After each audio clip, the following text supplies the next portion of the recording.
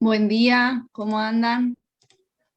Buen día, profe, ¿cómo le va? Bien, bien. Buen día, profe. Vamos a arrancar la clase de Buen hoy. día, Vamos a profe. continuar con lo que Sebastián empezó el martes, ¿sí? Hacemos un repaso rápido de lo que dio y algunas cuestiones que le vamos a pedir que vayan avanzando ustedes para intentar pasar al modelo ISLM, ¿sí? Bueno.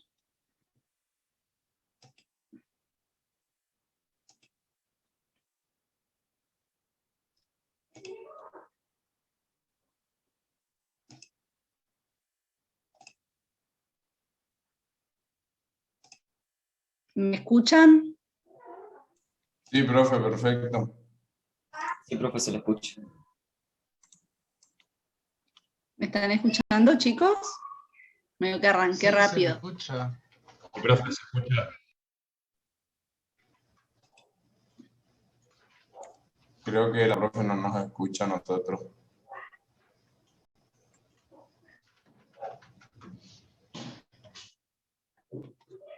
Buenos días, ¿me están escuchando? ¿Usted nos escucha, profe?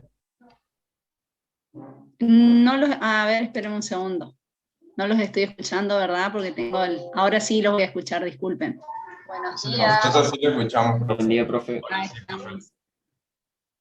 ¿Usted nos escucha, profe? Ahora sí, chicos. Me tenían en silencio Ahí estamos, perfecto, buenísimo. Bien, bueno, entonces como les dije recién, la idea de hoy es terminar lo que sería el mercado de dinero. Algunas cuestiones vamos a pedir que ustedes profundicen, para después ya empezar a ver lo que sería el modelo ISLM, ¿sí? Esa sería la idea de hoy, ¿bien? Bueno, repasito rápido. Lo que dimos antes del parcial fue oferta de dinero, ¿sí? La oferta de dinero, acuérdense que nos muestra la cantidad de medios de cambio disponibles en la economía. Esa cantidad de dinero, esa liquidez, está regulada por el Banco Central, que el Banco Central es la autoridad máxima y que regula tanto la creación primaria como la creación secundaria, ¿sí? Ahí hicimos varios prácticos donde trabajábamos justamente cómo el Banco Central, a través de sus acciones, puede ir modificando la oferta de dinero, ¿sí? Y lo que habíamos deducido es que el Banco Central, la oferta de saldos reales, ¿sí? Acuérdense que siempre vamos a estar trabajando con saldos reales, ¿sí? La capacidad de compra del dinero. Por eso fíjense que a la M la dividimos por el nivel de precios, a la oferta monetaria la dividimos por el nivel de precios.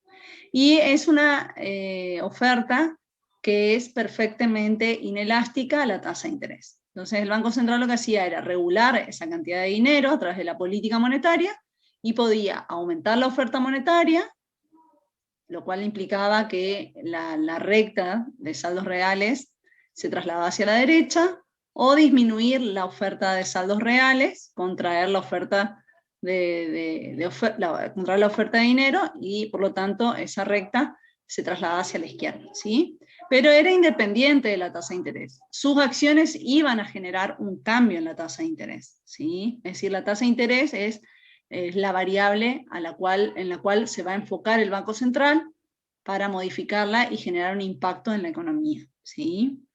Y bueno, como les dije recién y que ustedes ya saben, esta oferta monetaria se puede modificar a través de las políticas monetarias expansivas o contractivas, que implican esas políticas monetarias implican o creación primaria de dinero o destrucción primaria de dinero, o si no, implica regular la creación secundaria de dinero, ¿sí? Esas acciones modifican a la oferta de saldos reales, ¿sí? Ahora, en los mercados no hay solamente oferta, tiene que haber también el lado de la demanda, que es lo que vieron con Sebastián, ¿sí? La demanda de saldos reales, ¿sí? Que nos muestra cuánto dinero, ¿sí? Desean demandar los individuos, el público, los agentes económicos, para realizar sus transacciones, ¿sí? O para demandar, o sea, por motivos especulativos, ¿sí? Ya lo vamos a repasar, ¿bien?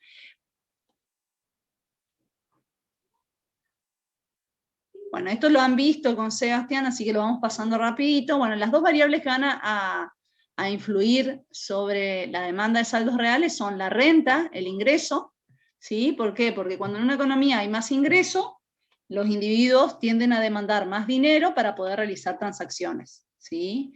Y esas transacciones las dividíamos en dos según la teoría keynesiana. Una era motivos transaccional, que es la compra diaria de bienes y servicios, y otra era por precaución, es decir, tener dinero, demandar dinero por motivos que se te pueden presentar, ¿sí? Como yo les explicaba en la facu, les decía, bueno, ustedes siempre traen plata por si los profesores les pedimos que saquen fotocopias, o por si les da ganas de comprarse algo para comer, ¿sí? Uno siempre tiene dinero, demanda dinero efectivo para poder hacer frente a esos motivos que no son planificados, ¿sí? Y la otra variable que va a afectar a la demanda de saldos reales es la tasa de interés. ¿Y por qué la tasa de interés? Porque, bueno, acá el dinero, el efectivo, tiene un costo de oportunidad. Y el costo de oportunidad justamente es la tasa de interés que yo pierdo por no utilizar, o sea, por no destinar mi riqueza a otro activo financiero que me genere una rentabilidad, una tasa de interés, ¿sí? Entonces, estas son las dos variables principales, y lo que tenemos que tener presente es que para poder hacer este análisis, así como también hicimos el análisis de la oferta, establecemos supuestos. Acá siempre nos vamos a basar de que el público destina su riqueza a dos activos financieros. Uno son los bonos y otro es el dinero, ¿sí? En la realidad ustedes saben que hay muchos más activos financieros, además del bono y el dinero, pero estos supuestos nos permiten comprender cómo funciona el mercado de dinero, ¿sí? Y ver cómo a partir de los cambios en el mercado de dinero se producen efectos sobre la economía real, ¿sí? Bien, acá estaba la explicación que seguramente ya Sebastián. ¿Qué cosa me van preguntando? Bueno, nosotros vamos a trabajar con una función de demanda lineal, como está expresada ahí en la filmina, donde vamos a tener que la demanda de saldos reales es igual a una variable K, ¿sí?, por el ingreso de la economía, menos una variable H por la tasa de interés de la economía, ¿sí? Esa va a ser nuestra función de saldos reales. Y esa función nos permite expresar lo que yo acabo de decir, que cuando hay más nivel de ingreso, la gente tiende a realizar más transacciones, entonces demanda más dinero, el primer término, y cuando la tasa de interés aumenta, el costo de oportunidad de mantener dinero aumenta, por lo tanto, los individuos tienden a demandar menos dinero, ¿sí? Bien, esa ecuación refleja los tres motivos que planteaba Keynes respecto a la demanda de saldos reales, que son motivo transacción, motivo precaución, motivo especulación, ¿sí? Bien. Bien, ¿qué vamos a graficar nosotros? Vamos a graficar esto que está acá, ¿sí? Y vamos a hacer el análisis. Uno lo que hace es decir, bueno, así como yo grafiqué la oferta de dinero, y en la oferta de dinero en el eje de las ordenadas estaba la tasa de interés, y en el eje de las axis estaban los saldos reales, yo también voy a graficar la demanda de dinero con los mismos ejes, ¿sí? Y lo que yo quiero determinar en el mercado de dinero, cuál es la tasa de interés que equilibra el mercado de dinero. Entonces, fíjense que los ejes son exactamente igual a los que utilizamos cuando graficamos la oferta de dinero, ¿bien? ¿Y qué es lo que nosotros hacemos? Para poder graficar la demanda de saldos reales, yo tengo que hacer un supuesto. Tengo que suponer de que el ingreso de la economía permanece constante, ¿sí? Aplicar lo que nosotros conocemos como la propiedad ceteris paribus. Entonces, si yo mantengo el primer término constante, ¿sí?, a medida que aumenta la tasa de interés, los individuos demandan menor cantidad de saldos reales, ¿sí? Y es lo que está graficado en el slide, ¿sí? Ahora, ¿qué pasa si aumenta el ingreso a la economía? ¿Sí? Si aumenta el ingreso a la economía por el motivo transaccional y precaución, los individuos van a querer demandar mayor cantidad de saldos reales a cada nivel de tasa de interés. Entonces vamos a ver que cuando aumenta el ingreso a la economía, la demanda de dinero se traslada hacia la derecha, ¿sí? Cuando yo muevo la tasa de interés, me muevo sobre la misma recta o curva de demanda de dinero. Si se modifica el ingreso a la economía, lo que vamos a tener son desplazamientos. ¿Alguna pregunta hasta ahí? Profe, Sí. Entonces la curva solo se puede desplazar por un cambio en el ingreso. Claro, bajo este supuesto, nosotros hemos hecho un supuesto donde estamos suponiendo que la demanda de saldos reales depende solo del ingreso y de la tasa de interés. Entonces, cuando se modifica el ingreso, vamos a tener traslados de la demanda de saldos reales. Cuando se modifica la tasa de interés, nos vamos a mover a lo largo de la demanda de saldos reales. ¿Está? Demanda de dinero es igual a demanda de saldos reales. ¿Está? ¿Quedó claro? Sí, profe, gracias. Sí, sí. Bien. Buenísimo. Bueno, y esto les voy a pedir que ustedes lean, porque este enfoque que estamos viendo es el enfoque de Keynes, pero hay otros enfoques, que es lo que nosotros llamamos la teoría cuantitativa del dinero, ¿sí? Y hay distintas versiones. Esto lo leen y lo estudian ustedes, ¿sí? Lo profundizan en los libros, pero bueno, fíjense que son distintas teorías que explican por qué los individuos demandan dinero y cuál es el efecto también en la economía. Bien, van a haber distintos enfoques. El que nosotros trabajamos en el mercado de dinero es la versión keynesiana, ¿sí? Entonces ustedes esto lo profundizan a través de los libros y esta guía de clases. Bueno, y acá está lo que yo les dije hace un ratito. Cuando estamos estudiando el mercado de dinero, hacemos un supuesto. Analizamos justamente cómo distribuyen los agentes económicos su riqueza. Y las dos opciones que tienen en este modelo son o mantener en dinero o tener otros activos o una combinación de ambos, ¿sí? Y el activo que utilizamos es el bono como referencia de los activos financieros que rinden una ganancia, ¿sí? Que sería la tasa de interés o la tasa de rentabilidad, ¿sí? Entonces, ¿qué va a pasar? Los agentes económicos van a mantener dinero siempre y cuando el rendimiento de los otros activos sean bajos. Por eso la demanda, fíjense la demanda de saldos reales, cuando la tasa de interés es baja, fíjense acá en este gráfico, le demandan mucho dinero, demandan saldos reales. Ahora, cuando la tasa de interés es alta, fíjense que la cantidad de saldos reales que demandan es menor, ¿sí? Entonces, la decisión es justamente en base a la tasa de interés.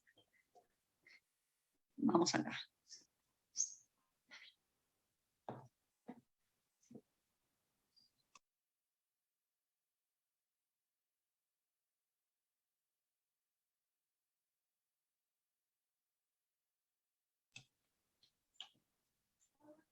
Bien, bueno, y acá están esto también pueden ir profundizando. Y me gustaría que nos enfoquemos en esto, que son los enfoques de la demanda de la teoría keynesiana, que ya lo hemos visto, ¿sí? Y fíjense cómo acá hay distintas formas de mostrar la demanda de saldos reales, ¿sí? Que reflejan los tres motivos por los cuales se demandan dinero según la teoría de Keynes. ¿Sí? El motivo de transacción, a medida que aumenta el ingreso, se aumenta la demanda de saldos reales, aumenta la cantidad de saldos reales que se demandan. Después el motivo de especulación. Bueno, el primero es el motivo de transacción. Bueno, y el segundo, fíjense que está acá abajo, es el motivo de especulación, que tiene que ver con lo que acabo de decir. A medida que aumenta la tasa de interés, los individuos prefieren tener más activos financieros que le rindan esa tasa de interés que tener dinero, que es el dinero es el activo financiero más líquido, pero con cero rentabilidad, ¿sí? Mientras que cuando baja la tasa de interés, ¿sí? Los individuos prefieren tener dinero para poder realizar transacciones en forma rápida, antes que tener un activo financiero que le rindan una tasa de interés muy baja, ¿sí? De la combinación de esos tres motivos se obtiene esa demanda de saldos reales. Bien. Y el motivo de especulación es importante para poder entender, ¿sí? La demanda de bonos y la demanda de dinero por motivo de especulación, ¿sí? Ahora vamos a reforzar un poquito lo que vieron ustedes con Seba con respecto a cómo calcular el precio del bono, ¿sí? Bien. Y bueno, con respecto a la demanda, otro aspecto importante que ustedes tienen que manejar es lo que se llama la trampa de la liquidez, ¿sí? La trampa de la liquidez es una situación en la cual ingresan los individuos, ¿sí? Donde deciden solo mantener dinero, ¿sí? Solo mantener dinero. ¿Y cuándo se da eso? Cuando la tasa de interés es muy baja, tan baja que los individuos solo creen que la posibilidad que tiene el Banco Central es, en vez de seguir bajándola, subirla. Entonces eso les va a hacer cambiar la decisión de mantener dinero o mantener bonos, ¿sí? Entonces, mientras que la tasa de interés es baja, los bonos no son rentables, entonces prefieren mantener dinero, ¿sí? Y vamos a ver que como ellos suponen de que la única posibilidad que tiene el Banco Central es de aumentar la tasa de interés, ¿sí? Hoy a esa tasa baja no le conviene comprar bonos, sino prefieren comprar bonos cuando el Banco Central aumenta la tasa de interés, ¿sí? Ahora lo vamos a ir viendo. ¿Sí? La tasa, a ver, ahorita me quedó, esperen un minuto. Bien, la trampa de la liquidez se da, fíjense, cuando la demanda de saldos reales se hace perfectamente horizontal, ¿sí? Es decir, perfectamente elástica a la tasa de interés. Cuando la demanda de saldos reales, ¿sí?, se hace horizontal, ¿sí?, es que los individuos demandan cualquier cantidad a esa tasa de interés, es decir, perfectamente elástica. ¿Cuándo se da eso? Cuando la tasa de interés es muy baja, ¿sí? Y veamos ahora con el tema de la demanda de saldos reales, que es la demanda de bonos, por qué deciden solo demandar dinero antes que demandar bonos, ¿sí? Que acá está la explicación que les acabo de decir. Bien, la demanda de bonos. ¿Alguna pregunta hasta ahí? Voy medio rápido porque me dijo Seba que lo vieron a esto. ¿Alguna pregunta hasta ahí? Profesora, si la tasa de interés es baja, las personas van a tender a adquirir más préstamos para invertir. No, bueno, pero préstamos no es riqueza. O sea, no es un activo para vos, es una deuda. Ah, pero eso va a hacer que haya más dinero o sea, se demande más dinero, digamos.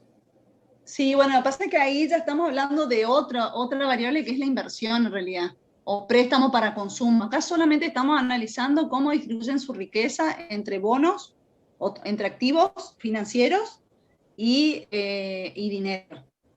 ¿Está? Pero no entra en el modelo. Claro, no No. entra en el modelo. Está bien lo que vos decís con respecto a los préstamos. Eso lo que va a generar es mayor demanda de préstamos siempre y cuando el Banco Central le permita a los bancos comerciales prestar un porcentaje determinado de los depósitos, acuérdense. ¿Sí? ¿Está? En el modelo de oferta de dinero, nosotros trabajamos con, por ejemplo, depósitos a la vista o en cuenta corriente que no generan interés. Entonces, cuando la tasa es baja o alta, no genera cambio en las decisiones en los depósitos en este modelo. Pero sí, lo que genera son cambios en la composición de la cartera de activos financieros del público, ¿sí? Y acá es como que dividimos en dos los activos que van a mantener los individuos. Los activos que les permiten realizar transacciones, que es el dinero en efectivo, ¿sí? ¿Está? O los activos que le permiten ganar un interés, que son los bonos, ¿sí? Y este es, como yo les dije al principio, un supuesto muy fuerte. Lo que sí nos va a permitir estos supuestos es comprender cómo funciona el mercado de dinero. ¿Entendés?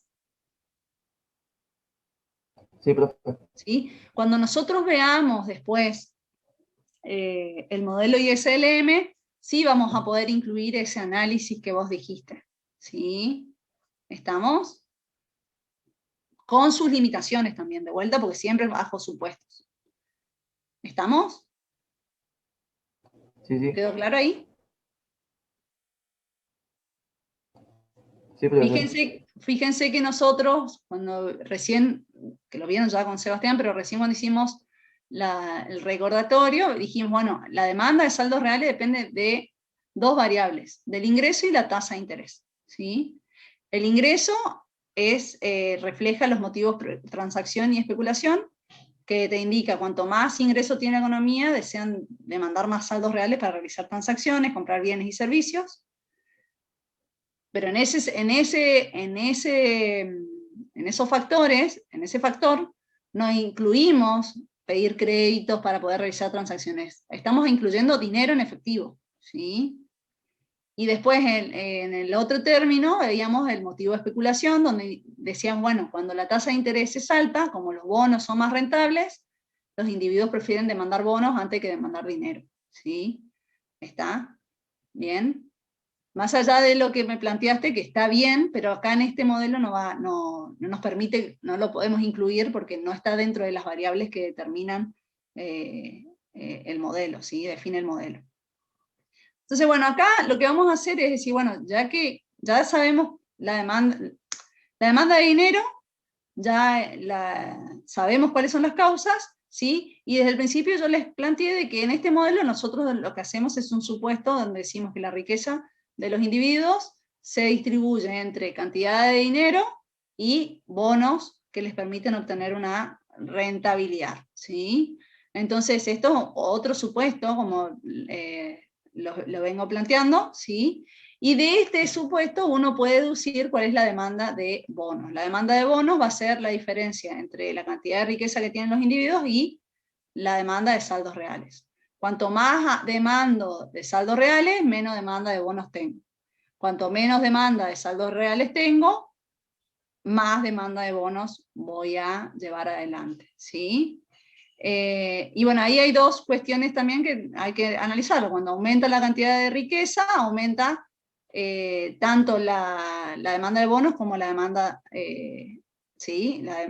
Aumenta la demanda de bonos, ¿sí? Y ahí dice que la cantidad de dinero no depende de la riqueza, por lo tanto ahí no se modificaría.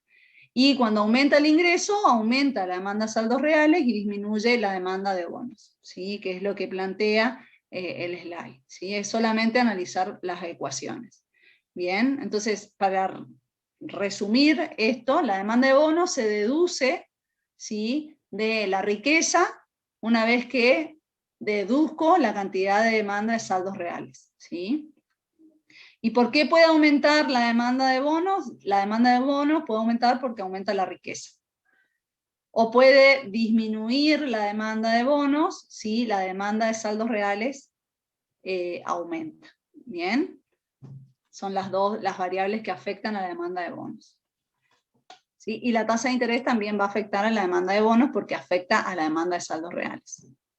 ¿Sí? Y bueno, acá, como dice el slide, los dos mercados, mercado de bonos y mercado de dinero, se comportan en forma simétrica. Si aumenta la demanda de saldos reales, disminuye la demanda de bonos. Si aumenta la demanda de bonos, disminuye la demanda de saldos reales, o sea, había una relación simétrica. ¿Bien? Bien, y esto me parece importante para recordarles, es la relación entre la tasa de interés, ¿sí? Y el precio del bono. ¿Estamos? Y vamos a ver algunas formas de calcular el precio del bono y justamente la relación que existe entre la tasa de interés y el precio del bono. Bien. La relación es inversa, y vamos a ver por qué. Cuando aumenta la tasa de interés, disminuye el precio del bono. Cuando aumenta el precio del bono, disminuye la tasa de interés. ¿Sí? Recuerden que la tasa de interés nos está mostrando la rentabilidad que me brindan los bonos, ¿sí?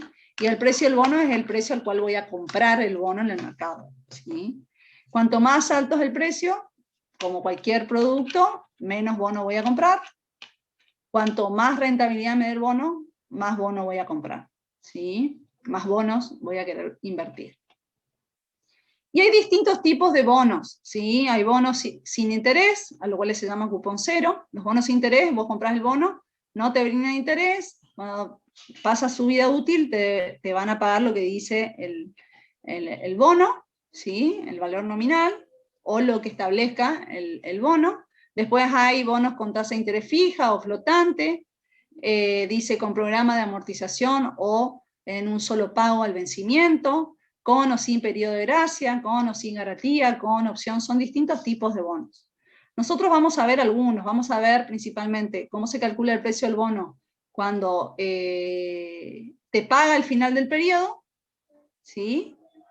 vamos a ver bonos que te pagan una rentabilidad periódica y el total al vencimiento, ¿sí? Y en general trabajamos con tasa de interés fija, para poder comprender justamente la relación inversa que existe entre el precio del bono y el precio del bono, ¿sí? ¿Qué tenemos que tener en cuenta para calcular el precio del bono? ¿Sí? Primero tenemos que saber cuál es el valor nominal del bono, ¿sí? Cuánto me va a pagar el bono una vez que venza. Tenemos que saber si nos paga un rendimiento periódico, ¿sí? O si nos paga en forma de por vida ese rendimiento. O sea, nunca me devuelve el principal, sino que me paga en forma de por vida, me paga un determinado rendimiento, ¿sí? Y vamos lo que vamos a hacer es calcular el valor presente de esos pagos futuros que me va a dar el bono, ¿sí? Bien, ¿qué pasaría si yo tengo un bono, ¿sí? Que me paga al final del periodo, ¿sí? Vamos a suponer acá en el Power, ¿sí? Hay una fórmula que dice el precio del bono es igual al valor del presente, la BP, y es igual al valor futuro dividido 1 más I, ¿sí? Valor futuro es lo que me pagaría una vez que vence el bono, ¿sí? O valor nominal también lo llamamos. Y 1 más I, o sea, 1 dividido 1 más I, es el valor, lo que nosotros llamamos factor de actualización. Y la I es la tasa de interés que me paga el bono, ¿sí? Acá estamos suponiendo que es un bono que me paga al final del periodo y me paga un interés I, ¿sí? Entonces, el valor presente del valor futuro se calcula como valor final o valor futuro dividido 1 más I, ¿sí? Es decir, como dice el primer ítem, el precio del bono es el valor actual del pago futuro, ¿sí? Es el valor actual del pago futuro. Entonces, ¿cómo yo calculo el valor actual? Justamente actualizando a través del factor de capitalización 1 sobre 1 más I, por la cantidad de periodos que yo tengo. En este caso particular es un periodo, ¿sí? Porque el factor de actualización no está elevado a ningún número superior a 1. ¿Sí? Y de esta fórmula, ¿qué podemos detectar? ¿Qué pasa cuando aumenta la tasa de interés?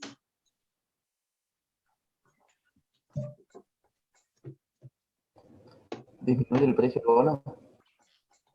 ¿Cómo? ¿Disminuye el precio del bono? Claro, exactamente. Cuando el bono me paga una mayor tasa de interés, ¿sí? El precio del bono disminuye, ¿sí? Disminuye. ¿Qué pasa cuando el rendimiento es más bajo?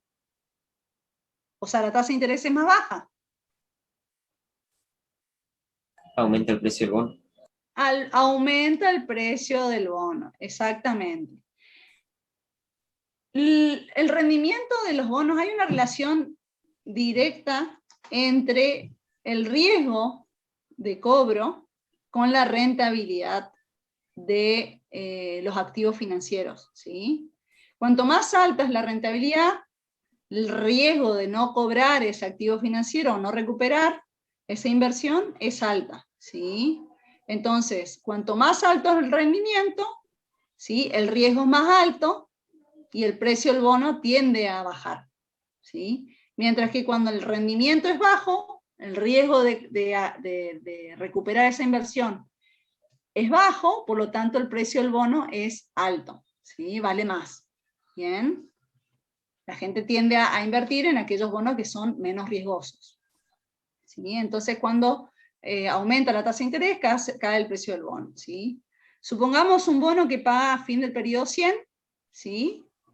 Y es un periodo, por eso dice al final del periodo, y la tasa de rentabilidad es del 10%. Entonces el valor actual de dicho bono es 100 dividido 1,1 es 90,9, ¿sí? Hoy yo puedo comprar el bono a 90,9.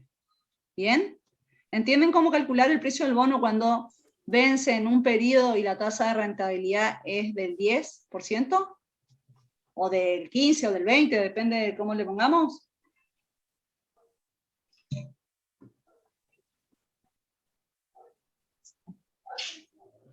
¿Comprenden cómo aplicar la fórmula?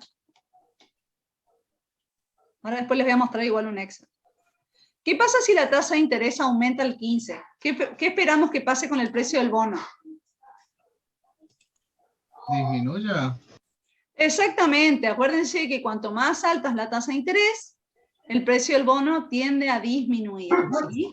Y fíjense que si yo aplico la fórmula, ¿a cuánto ascendió el nuevo precio del bono?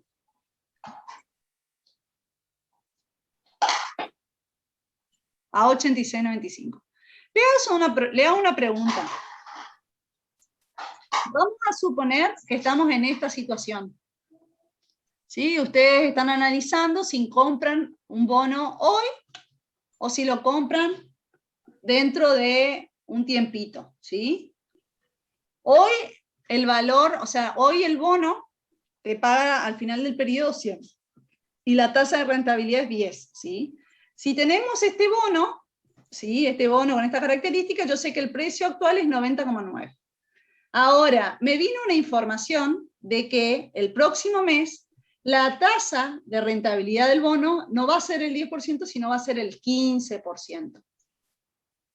¿Qué hacen ustedes? ¿Compran hoy el bono o compran cuando la tasa de rentabilidad es del 15%? Cuando sea el 15.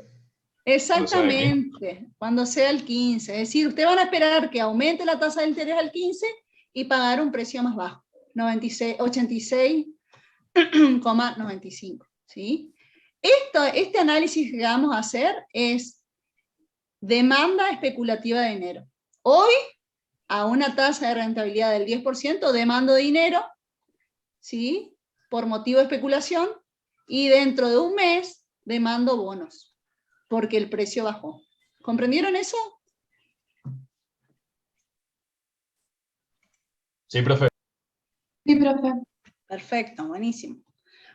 Si en algún examen se les pide que expliquen la demanda de especulación, esta podría ser una manera de explicarlo, o si se les plantea, como les dije hace un ratito, se les plantea, supongamos que el bono paga a final del periodo 100, la tasa de rentabilidad hoy es el 10%. Usted se entera de que dentro de un mes la tasa de rentabilidad va a pasar a ser el 15%. ¿Demanda dinero o demanda bonos? Entonces ustedes ahí tienen que explicar. Hoy demandan dinero por motivo de especulación y el próximo periodo o el próximo mes va a demandar bonos, ¿sí? Porque el precio del bono disminuye. ¿Entienden? Sí, profe. Perfecto. Bien, acá es otra situación. Acá fíjense que es parecido, nada más que en vez de pagarme dentro de un periodo, me paga dentro de n periodos. ¿Sí? Fíjense cómo el factor de actualización yo lo elevo a n periodos. ¿Sí? Es como matemática financiera, no sé si llegaron a dar. ¿Sí? Actualizamos los valores en n periodos. En este caso particular, fíjense que tenemos tasa de interés fija, como yo les había dicho al principio. En caso de que la tasa de interés no sea fija, ese I vaya cambiando periodo a periodo, tendrían que ir modificando ese I, actualizando por los periodos correspondientes. ¿Sí? En este caso, ¿sí? En el que está arriba, es un bono que me paga al final del periodo N un valor final determinado. ¿Sí? Y la tasa de interés es fija. Entonces actualizo n periodos ese valor final. Y después el que está abajo es el que paga a perpetuidad un rendimiento R, lo llamamos. ¿Sí? Si paga a perpetuidad sin vencimiento un rendimiento R, el precio del bono se calcula como el rendimiento dividido la tasa de interés. ¿Sí? Es decir, en este caso particular no hay vencimiento, sino que siempre me paga un determinado monto de por vida, ¿sí? Hasta que yo lo venda. Y el que lo compre va a cobrar de por vida ese monto. Tanto en estos dos casos como en el anterior, fíjense cuál es la relación entre el precio del bono y la tasa de interés.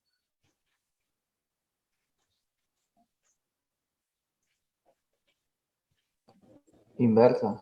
Inversa. Cuando aumenta la tasa de interés, disminuye el precio del bono. ¿Bien?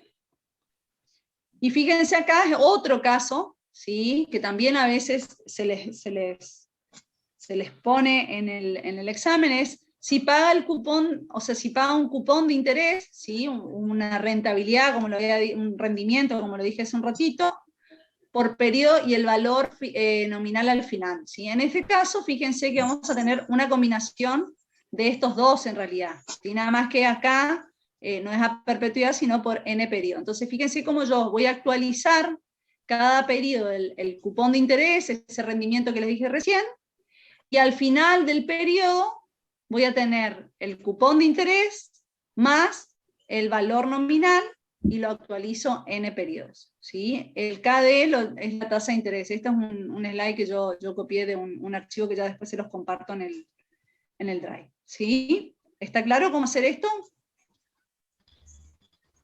Va a tener que decirle específicamente que todos los periodos cobran un determinado rendimiento o un determinado cupón de interés, y al final del periodo, además de cobrar el cupón de interés, se les paga el valor final o valor nominal. ¿Sí? Profe, entonces el P vendría a ser valor nominal y el KD sería interés, la tasa de interés. Sí, exactamente. Como yo no lo transcribí, se los escribo acá, a ver, acá. K sería R, ¿sí? Y P sería el valor final. ¿Está bien? ¿Ahí quedó más claro? Y el D lo vamos a llamar, D sería D sería el precio del bono. ¿Está? ¿Ahí quedó más claro? ¿Sí? Sí, profe. Ahí está. Bueno, esperen, le voy a poner acá.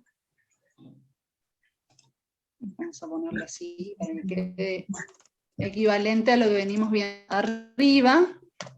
Ahí está. ¿Sí? Bueno, entonces estas son las distintas opciones. Ustedes lo que tienen que ver es justamente qué información se les plantea, ¿sí? Y de acuerdo a eso, ver qué fórmula aplicar. ¿Bien? ¿Estamos? Bueno, acá yo les voy a compartir un Excel, que se los voy a compartir también en el Drive, para que veamos los distintos casos, ¿sí? Veamos el Excel donde se supone un bono cuyo valor nominal es 1000. La rentabilidad es del 15%, dependiendo de cada una de las situaciones, y la tasa de descuento es del 10%, ¿sí? Espera un segundo.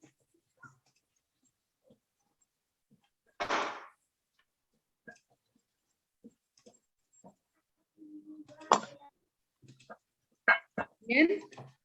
Acá tenemos, ¿lo ven a la pantalla? Sí, profe. Sí, profe, se ve un Excel. Se ve un Excel, sí, eso quiero mostrarles, que después se los comparto, después pueden ir cambiando los numeritos. Fíjense, el primer caso es, tengo un bono, ¿sí? Que me paga al final del periodo 1000, no me da una tasa de interés, ¿sí? Por periodo, por eso dice 0, la rentabilidad, y la tasa de descuento o interés del 10%, ¿sí? ¿Estamos? La rentabilidad es ese R que yo calculé anteriormente, ahora vamos a verlo, ¿sí? Y me paga N, sería un periodo. Entonces digo, bueno, ¿cuál es el precio del bono? El precio del bono va a ser 1000 actualizado por un periodo por la tasa de descuento o el interés, como lo veníamos llamando. ¿Ven lo que hice? ¿Sí? Aplico la fórmula nomás. ¿Bien? ¿Está claro? Profe, Sí. y si la rentabilidad anual sea, por ejemplo, el 5%, ¿cómo aplicaríamos esa fórmula? Bueno, acá habría que sumarle acá arriba, ¿sí? En el numerador, el 5% de 1000. ¿Sí? Acá le tendríamos que sumar más el 5% de los 1000. ¿Está? ¿Entienden?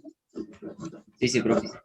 Pero bueno, en este caso particular... 5% del valor nominal, profe. Exactamente, del valor nominal, exactamente. ¿Sí? ¿Estamos? Sí, profe. Fíjense que si yo aumento la tasa de interés de mercado, ¿qué pasa con el precio del bono? Va disminuyendo, ¿ven? ¿Sí? ¿Lo ven? Sí. Sí. Bien. Ay, esperen. Sí, acá son casos bien simples, ¿estamos? Bueno, ese es el primer caso. Y después, este caso, por ejemplo, es el segundo, me paga al final del periodo 1000, no hay una rentabilidad, o sea, no me va pagando un cupón de interés, ¿sí? Este es lo que llamamos cupón de interés, vamos a ponerlo acá, así va quedando,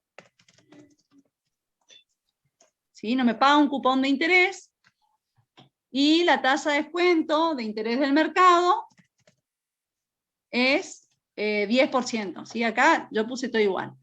Pero este bono me lo va a pagar en 3 periodos, o sea, tengo que esperar 3 años, ¿sí? Entonces lo que voy a hacer es actualizar por 3 años. Fíjense que apliqué la formulita, ¿lo ven?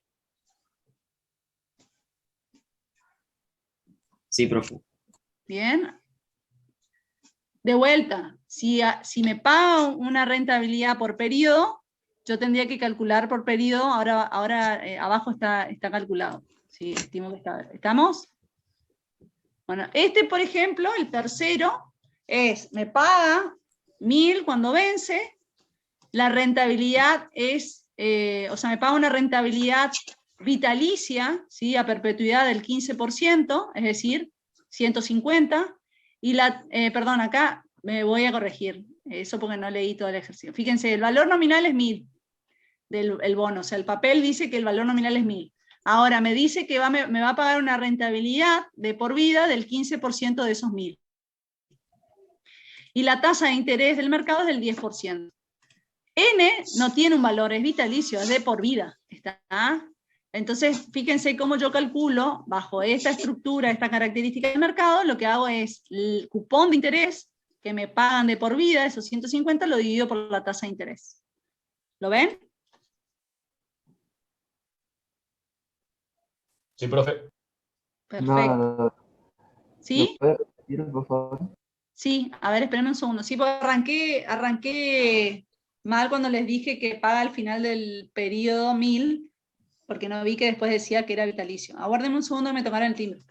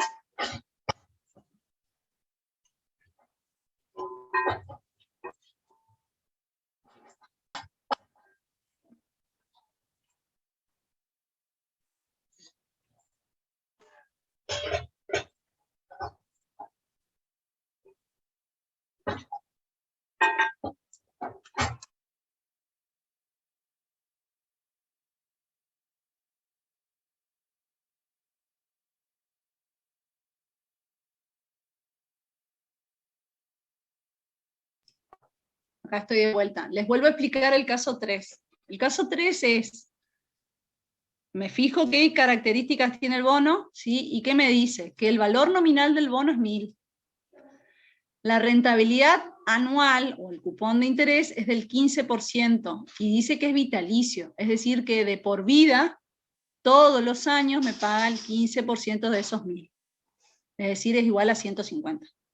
Y la tasa de interés de mercado, o sea, que es la tasa que yo voy a descontar el valor futuro, ¿sí? Los valores que genera ese bono de por vida, es del 10%.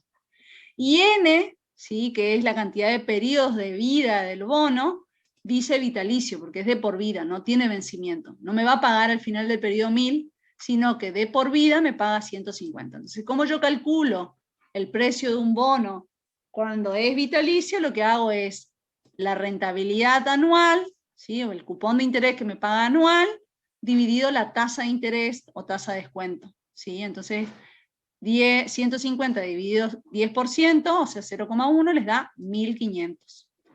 ¿Entienden? O sea que se hace diferente la fórmula cuando es vitalicio. Claro, por eso yo ahora vuelvo después al Power. En el Power, lo que pasa es que tendría que, ahora voy a ponerlo, ahí hay una parte que dice si se paga de por vida, y ahí tienen la fórmula. ¿Sí? Ahora después lo pongo en un slide aparte. Está junto con otro, ¿sí? Pero sí, así es como ustedes dicen. ¿Estamos? Esto es cuando es vitalicio. ¿Ahora quedó claro o no? Son distintas fórmulas que voy a aplicar dependiendo de las características del bono. Eso es lo que estoy haciendo y lo que les estoy demostrando en el Excel. ¿Está claro? Sí, quedó un poco más claro, profe. Bien. La cuestión es la siguiente. Yo voy a aplicar esta fórmula que está marcada siempre y cuando el bono me pague de forma permanente y sin vencimiento un cupón de interés o un rendimiento.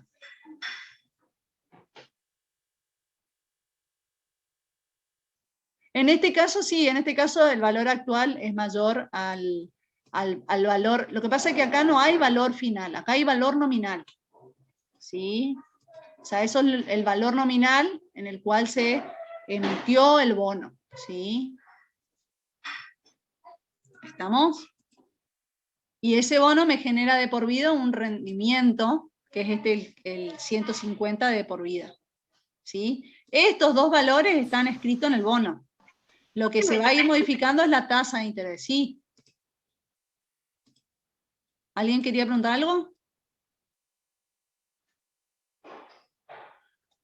Bueno, y el último caso es, fíjense que este es el más complejo, o sea, bueno, en realidad podríamos complejizar un poco más si cambia la tasa de interés de descuento, pero vamos a suponer que siempre es fija. Bueno, fíjense el cuarto caso, me dice que el valor nominal es 1000, tiene un cupón de interés anual del 15%, la tasa de interés es del 10%, es fija, y ese bono va a durar 3 años, ¿sí? Entonces, ¿yo qué voy a aplicar? Voy a aplicar esta fórmula que está acá abajo, que es la última que vimos, ¿sí? Voy a tener que analizar periodo a periodo cuánto me paga el bono y actualizarlos al valor actual, y en el último periodo no solamente me devuelve los 1000, sino que me va a pagar el cupón de interés, ¿sí? Entonces, fíjense que acá yo lo que hice fue 150 dividido 1,1, más 150 dividido 1,1 al cuadrado, porque tengo que actualizar 2 periodos, y en el tercer año, que es el año de finalización de vida, ¿sí? Va a ser 150 más 1000, dividido 1,1 elevado a la 3. ¿Sí? ¿Entienden? Una vez que actualizan todo, suman y les da el precio del bono. O sea que el precio que obtenemos de cada año sumamos y ahí recién obtenemos el precio total, digamos, del valor del... No, lo que ustedes están haciendo acá es lo que me paga en cada periodo, lo estoy trayendo al valor actual. Ah, ok. ¿Sí? No es que yo calculo el precio del bono del periodo 1, el precio del bono del periodo 2, no, acá no estoy haciendo eso. El precio del bono es la suma de estos tres. Claro. Y lo que ustedes están haciendo es analizar cuánto me paga en cada periodo del bono y lo actualizo a hoy para poder sumar, ¿sí? Eso que me paga en 3 años distintos. ¿Entienden? Profe, Sí. Profe, todo ¿puedo eso, repetir? Sí. A ver, a ver quién, todo eso. El ejemplo 3 nomás, profe, ¿cuándo aplicamos la fórmula esa? ¿Cuándo aplican? Cuando ustedes les digan que el bono es a perpetuidad o paga un cupón de interés vitalicio.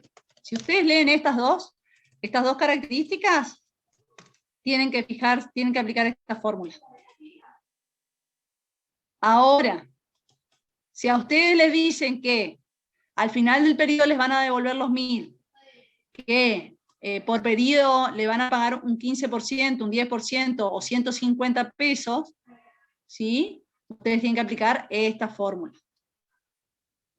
Si a ustedes les dice, por ejemplo, que dentro de un año le van a devolver 1000, ¿sí? No le paga ningún rendimiento en ese año, ¿sí? Y la tasa de descuento es esta, la del mercado, este dato lo van a ver en el mercado. Y estos dos datitos primeros más el N les va a decir el bono, ¿sí?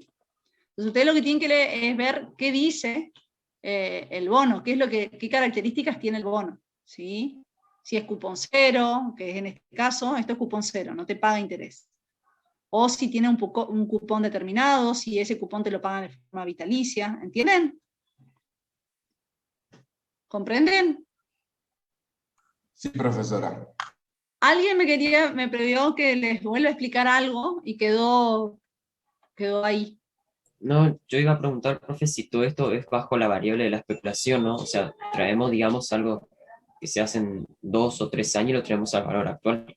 Claro, exactamente. Chicos, esto es todo especulación. Porque primero, o sea, la tasa de interés, por ejemplo, hoy puede ser el 10%, pero si vos te dicen, por la información, detectan de que la tasa de interés va a subir, ustedes lo que hacen es decir, bueno, a ver, ¿qué pasaría con el precio del bono si sube la tasa de interés a tanto por ciento?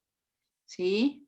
No especula en realidad el valor o sea, puede ir especulando y calculando el precio del bono. ¿Está? Hay datos que tiene el bono que son fijos. Estos datos van a estar establecidos en el bono, ¿sí?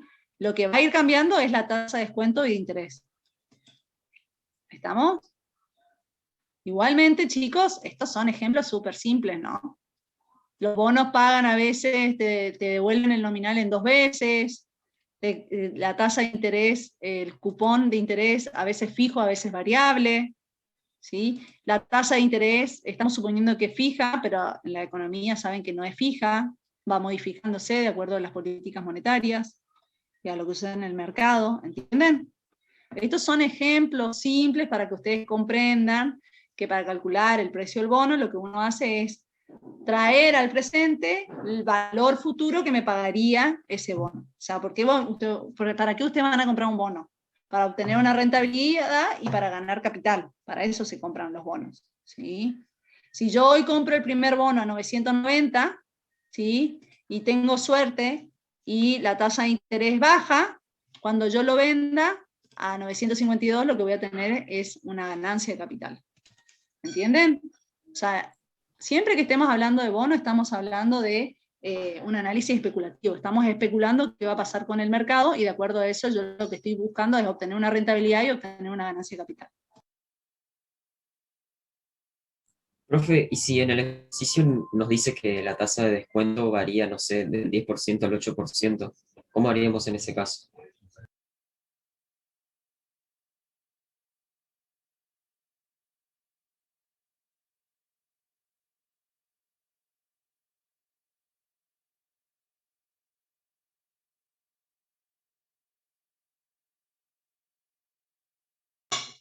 ¿Alguien me hizo alguna pregunta?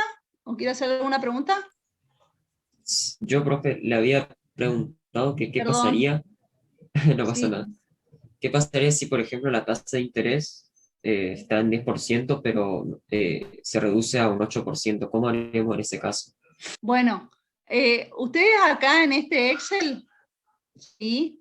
Si ustedes cambian acá el interés, les va a cambiar la fórmula acá, les va a ir calculando solito. Lo que no va a cambiar es esto, en estas expresiones que están acá, porque están escritas, no están en fórmula, ¿entienden? ¿Sí? Fíjense, todo esto que estoy marcando, se los voy a poner en amarillo, no lo puedo cambiar, o sea, si ustedes modifican la tasa no les va a quedar reflejado ahí, ¿sí? En esta parte que estoy marcando, ¿sí? Si ustedes van cambiando la tasa no se va a modificar, el resto de los numeritos se van ajustando.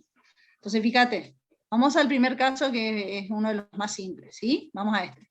Yo sé que el bono me paga al final del periodo 1000, ¿sí? Y es un periodo nomás, por lo que me dice el bono, ¿sí? Un año, no me paga ningún cupón de interés, y empiezo a analizar, bueno, hoy la tasa de interés es del 10%, ¿sí? Entonces, acá está la fórmula ya, chicos. Entonces yo sé que por esta formulita, que yo la hice yo, ¿sí? Si es 10%, el precio del bono es de 909,091, ¿sí? Me lo calculó directamente. ¿Qué es lo que hice yo? Apliqué esta fórmula nomás con los valores. ¿Ves? Fíjense, si yo marco 2 veces el numerito, está marcado qué es lo que yo utilicé para calcular, ¿sí? Ahora, ¿qué pasa si la tasa de interés, si me están diciendo de que por algún motivo, ¿sí? No sé, el banco está por comprar una cantidad de dólares que está por entrar a la economía, y por lo tanto se espera que la tasa de interés disminuya al 8%. ¿Sí?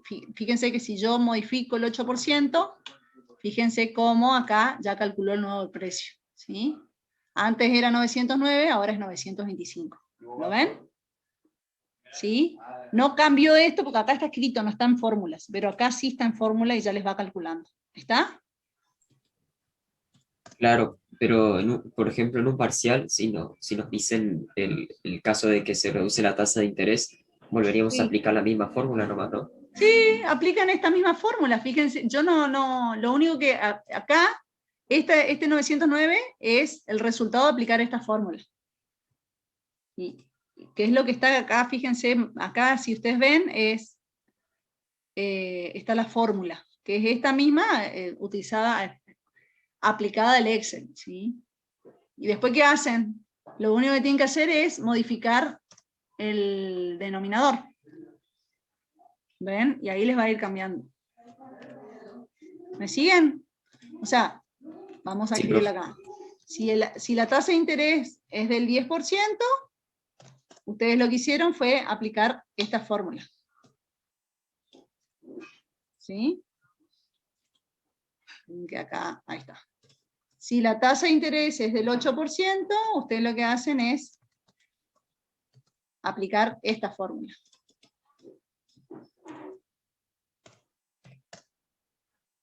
¿Lo ven? Sí, profe.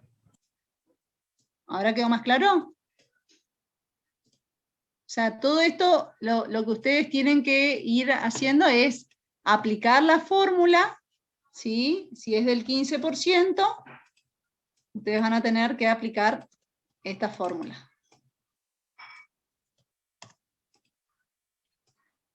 Lo que hacen es reemplazar los valores. Lo que tienen que saber es cuál es la fórmula que yo voy a aplicar de acuerdo a las características del bono. ¿Sí? Miren que yo voy a tratar de...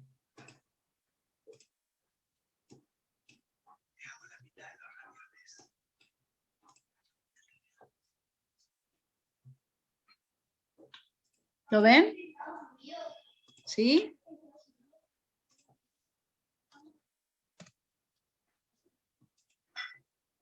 Sí, profe.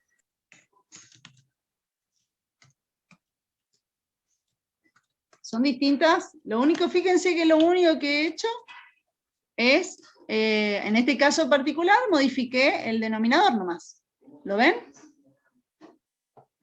¿Estamos? Acá van a hacer exactamente lo mismo. Se los pongo acá para que ya les vaya quedando. Vamos a cambiar acá esto.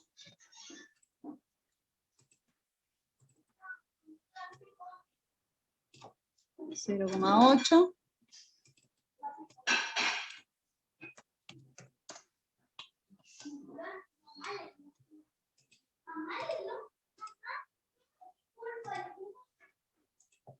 ¿Ven? ¿Lo ven? Acá lo único que de vuelta, fíjense que de acuerdo a la característica del bono tengo que aplicar esta fórmula, ¿sí? Entonces siempre lo que modifico en este caso es el denominador, ¿lo ven?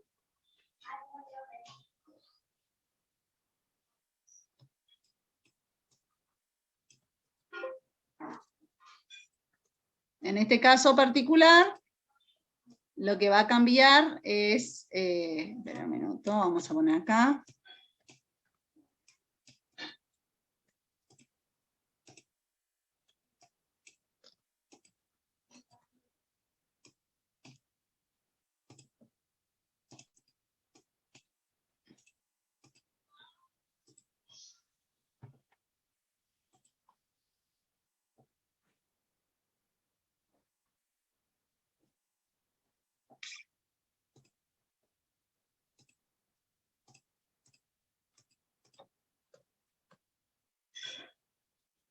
¿Alguna pregunta hasta ahí? ¿Se entiende?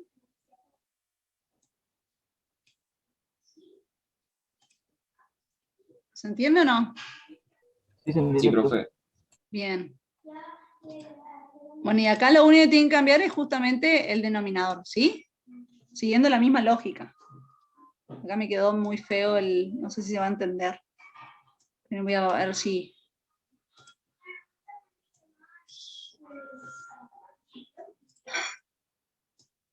Ahí está. No sé. Bueno, esto después yo se los voy a compartir para que lo tengan. Lo único que tienen que tener presente es esto que yo les marqué. Esto que está en amarillo no se va a modificar. Les va a calcular directamente el precio del bono de acuerdo a la aplicación de estas fórmulas que están al costadito. ¿Sí? ¿Una pregunta hasta ahí de esto?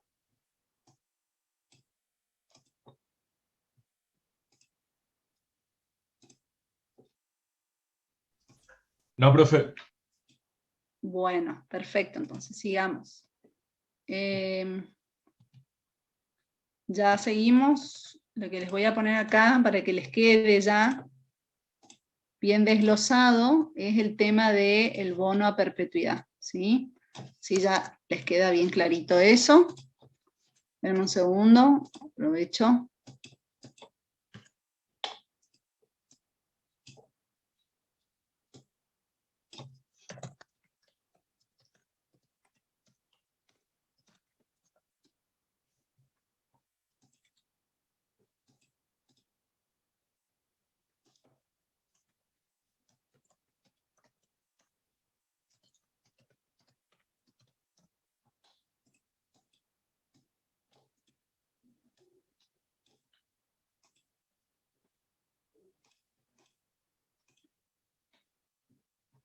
Ya estamos, listo.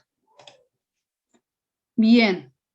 Bien, ¿estamos? Ahí ya se lo separé. Fíjense que vimos cómo se calcula este, cuando es en un periodo, me devuelve el valor, me da el valor nominal. ¿Sí? Hicimos este ejercicio. Después este, si me paga en n periodos del valor final, que en este caso era de 3 periodos. ¿Sí? Y el uno de los otros que vimos también fue si paga a perpetuidad, ¿sí? Un valor, un cupón o un rendimiento, como yo les había dicho. ¿Sí? Y este es una combinación de todos. ¿Sí? Me paga por periodos, un cupón de interés, y al final del periodo un valor nominal. ¿Bien? Estas fueron las fórmulas que aplicamos. Las 4 fórmulas que aplicamos están acá en el Power. ¿Bien? Bueno, esto ya lo pasamos. Bien. ¿Alguna pregunta hasta ahí? Nosotros nos vamos a enfocar en realidad ahora en ustedes tienen que comprender la simetría que existe entre el mercado de bonos y el mercado de dinero. ¿Qué pasa cuando aumenta la demanda de saldos reales? ¿Qué pasa con la demanda de bonos? ¿Sí? Tiene que comprender esta relación entre la tasa de interés y el precio del bono, y por qué cuando disminuye la tasa de interés se demandan más saldos reales y menos bonos, ¿sí? Porque cuando baja la tasa de interés aumenta el precio del bono, y como el bono se hace más caro, la gente no quiere comprar bono, prefiere mantener dinero, ¿sí? Que eso sería la demanda por motivo de especulación.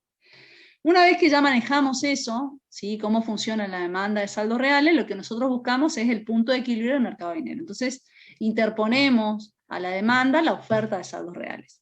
¿Y dónde se da el equilibrio? Se da donde intersecta la demanda a la oferta de saldos reales. Ese punto nos da la tasa de interés de equilibrio, ¿sí? Que es la tasa de interés que equilibra el mercado de dinero. ¿Bien?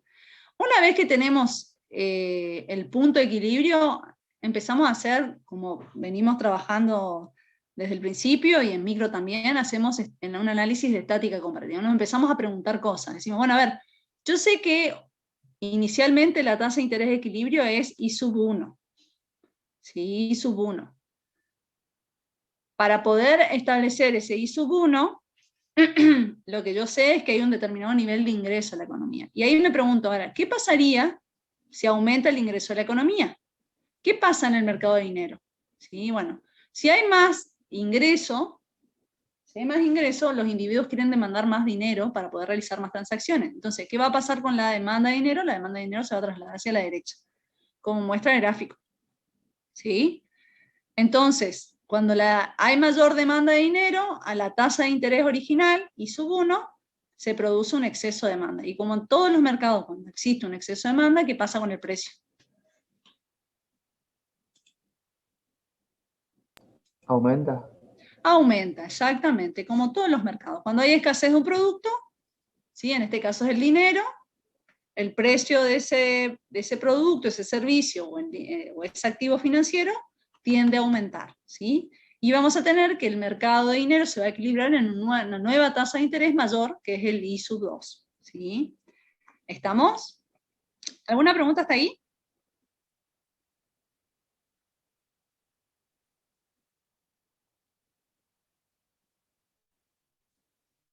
¿No? No, profe. Perfecto, bueno. ¿Qué pasaría si en la economía, por algún motivo, disminuye el nivel de ingreso de la economía? Va a pasar lo contrario. La demanda de saldos reales se va a trasladar hacia el origen, ¿sí? Mostrando menor demanda de saldos reales, y nos va a llevar a un nivel de tasa de interés de equilibrio menor. ¿Bien? Y acá está la simetría con el mercado de bonos. Fíjense acá, ahora hay otro análisis. Acá es qué pasa cuando se aplican políticas monetarias, ¿sí? Cuando el Banco Central, por ejemplo, compra divisas, compra bonos, le da descuentos a los bancos, ¿sí? Le da un adelanto a la tesorería de la nación, o disminuye el encaje mínimo legal. Todas esas acciones lo que producen son un aumento de la cantidad de dinero en circulación, una política monetaria expansiva. Si se produce eso, lo que vamos a tener es que la oferta se traslada hacia la derecha, ¿sí? Y cuando la oferta se traslada hacia la derecha, vamos a tener una nueva tasa de interés de equilibrio, ¿sí? Que es una tasa de interés menor, ¿sí? ¿Por qué? Porque a la tasa de interés original se produce un exceso de oferta de dinero, ¿sí? Y como en cualquier mercado, cuando hay oferta del producto, del activo financiero que estamos analizando, el precio tiende a disminuir, ¿sí? Entonces la nueva tasa de interés de equilibrio es menor. ¿Bien? Y acá fíjense que está incluido lo que sería la trampa de la liquidez, ¿sí? Fíjense que cuando la demanda de saldos reales se hace horizontal, es decir, que la demanda de saldos reales es perfectamente elástica a la tasa de interés, ¿sí? Estamos frente a lo que se llama la trampa de la liquidez, ¿sí? Entonces, si yo analizo esa situación, a ver si en el próximo, fíjese, bueno, está. Si yo empiezo a analizar ¿qué pasaría en el mercado de dinero cuando estamos en una tasa donde los agentes están bajo la trampa de la liquidez? ¿Sí? Fíjense qué pasa cuando se aplica una política monetaria expansiva. ¿Sí? Si uno analiza el gráfico, ya que ya está explícito, fíjense que si el Banco Central, por ejemplo, reduce el encaje mínimo ilegal, entonces los bancos van a poder prestar más dinero y se va a generar mayor creación de dinero bancario, entonces va a haber mayor oferta de dinero, entonces la oferta se traslada a la derecha. Ahora, les pregunto a ustedes, ¿generó algún efecto sobre la tasa de interés? Si ustedes lo miran gráficamente, ¿qué podemos deducir? Que la tasa de interés es constante. Sigue constante, es decir, el Banco Central, al aplicar su política monetaria, no generó ningún efecto sobre la tasa de interés, ¿sí? Por lo tanto, van a ver, ahora cuando empecemos a ver el otro modelo, que no afecta al nivel de actividad económica, ¿sí? Ahora lo van a ver. Entonces, cuando en la economía los agentes económicos están bajo la trampa de la liquidez, una política monetaria, tanto expansiva como contractiva, no tiene efecto sobre la actividad económica, no tiene efecto sobre la tasa de interés, por lo tanto no va a haber cambios en la economía. ¿Está claro? Sí, ¿eso es porque la gente quería tener dinero o no quería tener dinero? Quiere tener dinero. O sea, es tan baja la tasa de interés que prefieren tener dinero y no tener bonos. Perfecto. Eso es la trampa de la liquidez. Es muy baja la tasa de interés, ¿sí? Entonces, ahora prefieren, es así, ahora que entendieron la relación inversa entre la tasa de interés y el bono, lo podemos aplicar mejor a lo de la trampa de la liquidez.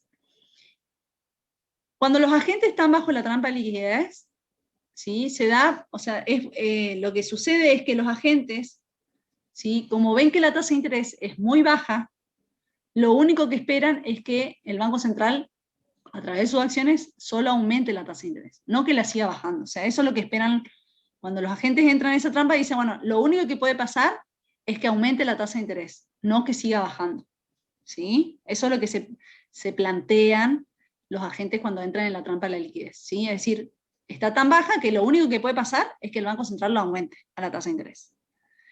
Y entonces la pregunta es, que uno se haría es, bueno, ¿qué harías vos si sabés que lo único que va a hacer el Banco Central es aumentar la tasa de interés?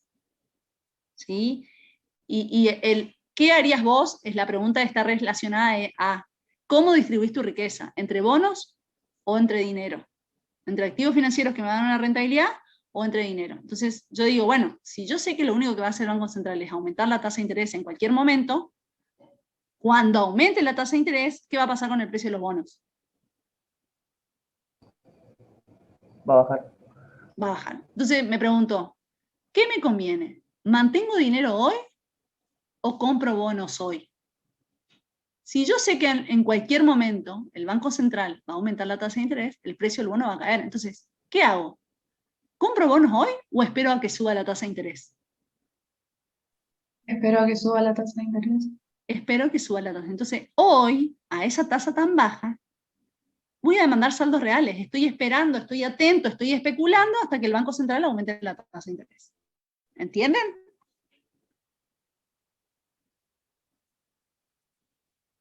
¿Comprenden? Por eso la demanda de saldos reales se hace perfectamente elástica a la tasa de interés. Yo demando cualquier nivel de saldos reales a esa tasa.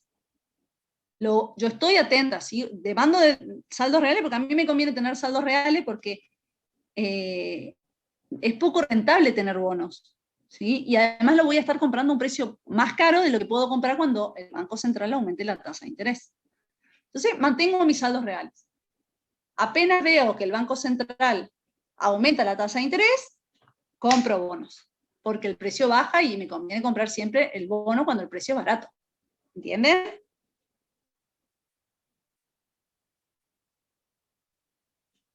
Sí, se entiende. Profe, se comprende. ¿Se comprende? Una pregunta, Buenísimo. ¿en qué momento se desplazaba la demanda de dinero? La demanda de dinero se va a desplazar solo cuando cambie el ingreso de la economía. ¿Sí? Esta que está graficada acá, ¿sí? Y las anteriores que vimos, o sea, acá fíjense que hay una sola demanda de saldos reales. Bueno, esta demanda de saldos reales está graficada, o sea, lo que les muestra es la relación entre la tasa de interés y la demanda de saldos reales. Y esa relación inversa la pudimos graficar, porque yo dije, bueno, vamos a suponer que el ingreso de la economía se mantiene en I sub 1, ¿sí? Acá fíjense al costadito, arriba de la función de demanda de saldos reales está la ecuación. Dice L1 es igual a K por I1, Y, que es el ingreso de la economía, menos H por I latina, ¿sí? Acuérdense que Y es el ingreso de la economía. Entonces yo para poder hacer este gráfico, estoy suponiendo que el nivel de ingreso permanece constante, en I sub 1. Ahora, ¿qué pasaría si el nivel de ingreso cambia? Si el nivel de ingreso cambia, vamos a tener que la demanda de saldos reales se traslada. En este gráfico lo que tenemos es un cambio de política monetaria, un cambio de la oferta monetaria. ¿Sí? ¿Quedó claro eso? Sí. Acá solo se modificó la oferta monetaria. A ver, acá también solo se modifica la oferta monetaria. Mientras que acá lo que se modificó fue el ingreso de la economía. ¿Ven la diferencia? Acá lo que tenemos son dos curvas, dos funciones de demanda distintas porque hay dos niveles de ingreso distintos. Fíjense, está Y1 e Y2. Son dos niveles de ingreso distintos. Mientras que acá lo que tengo son dos niveles de oferta agregada distinta. Y el nivel de ingreso permanece constante. ¿Bien?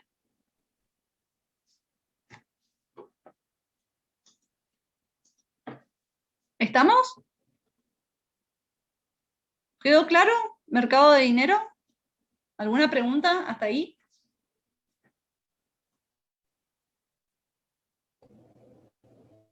¿Sí se entiende?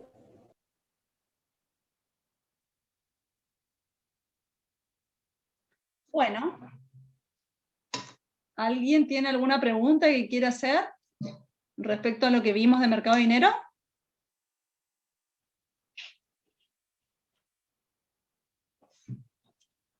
Ya sea oral o escrita, ¿quieren preguntar?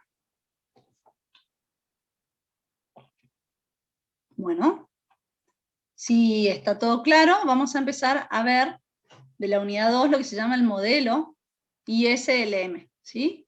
¿Qué es lo que hace el modelo ISLM, que es el modelo de Higgs? Lo que hace es unir los dos mercados que vimos, el mercado de bienes y el mercado de dinero. ¿Se acuerdan que le vimos separado? Vimos la demanda agregada, el nivel de ingreso de la economía en el mercado de bienes, ¿se acuerdan? Y recién terminamos de ver lo que sería el mercado de dinero. ¿Bien? ¿Y por qué vamos a estudiar los mercados conjuntos? Porque la economía no es solo, o sea, el nivel de actividad económica no solamente se determina en el mercado de bienes, sino también depende de lo que sucede en el mercado financiero, ¿sí? De la interacción de esos dos mercados, suponiendo que el resto de los mercados permanece constante, se va a poder determinar el nivel de ingreso de la economía, y las políticas que planteaba Keynes no eran solamente políticas fiscales, sino también políticas monetarias, o sea, políticas de demanda. ¿Sí? Keynes planteaba en su modelo, decía, bueno, había que aplicar políticas de demanda para incentivar la demanda agregada. Y la demanda agregada no solamente depende de la cantidad de bienes que se produce, ¿sí? Y el ingreso que se genera, sino también del dinero en circulación. Para poder realizar transacciones se necesita dinero, ¿sí? Entonces este modelo lo que hace es reunir esos dos modelos, ¿sí? Acá está un poquito de historia. En 1937 Higgs propuso la formalización del pensamiento de Keynes, estilizando lo que a su juicio fue el aporte más importante, la descripción conjunta de los mercados de bienes y de dinero, ¿sí? Después su análisis fue ampliado por Hansen, y en conjunto se denominó el modelo ISLM, ¿sí? Así se lo llamó, es lo que vamos a ver, también llamado el modelo de Higgs y Hansen, ¿sí? Esas son las dos formas de buscar este modelo, ¿sí?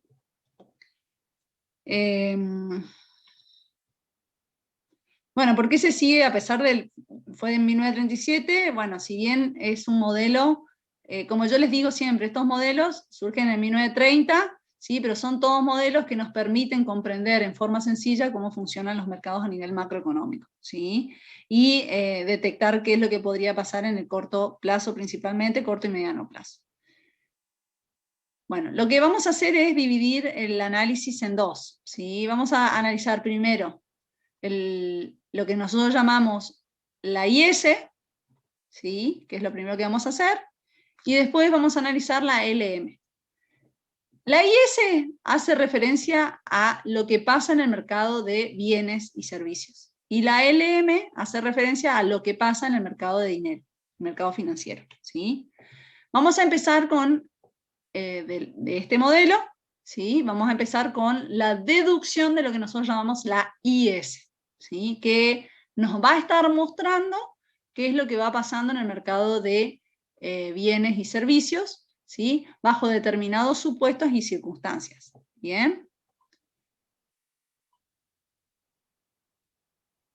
Para poder analizar este modelo, lo primero que vamos a tener que hacer es incorporar en el mercado de bienes la tasa de interés.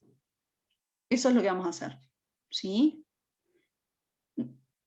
Si ustedes recuerdan, cuando vimos mercado de bienes, vimos que el consumo dependía del ingreso disponible, ¿se acuerdan? Que el gasto público era exógeno, no dependía de ninguna variable. Y que la inversión era exógena, ¿se acuerdan? Es decir, no dependía de ninguna variable. Decíamos, nosotros nos planteábamos que la única función, o sea, los únicos que eran afectados por el ingreso a la economía, ¿sí? Y por variables,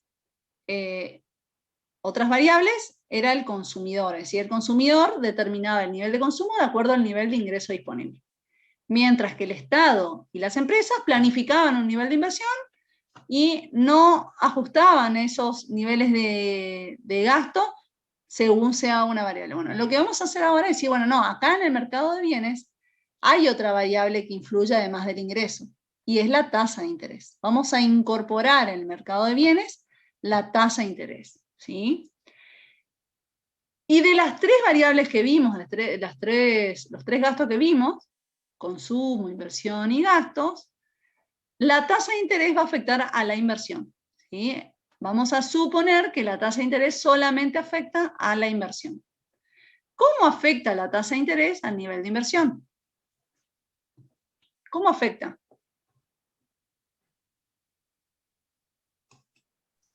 ¿Qué pasa? Perdón, sí, disculpa, iba a hacer la pregunta por si no se entendió. Sí. Sí, que si hay una alta tasa de interés va a haber menos inversión.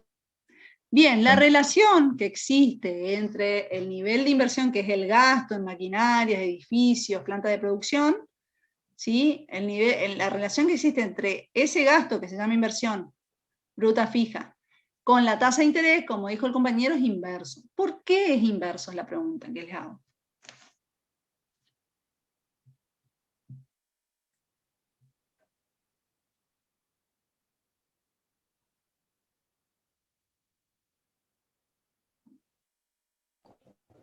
Porque justamente si baja la tasa de interés, aumenta la inversión, y si sube la tasa de interés, baja la inversión.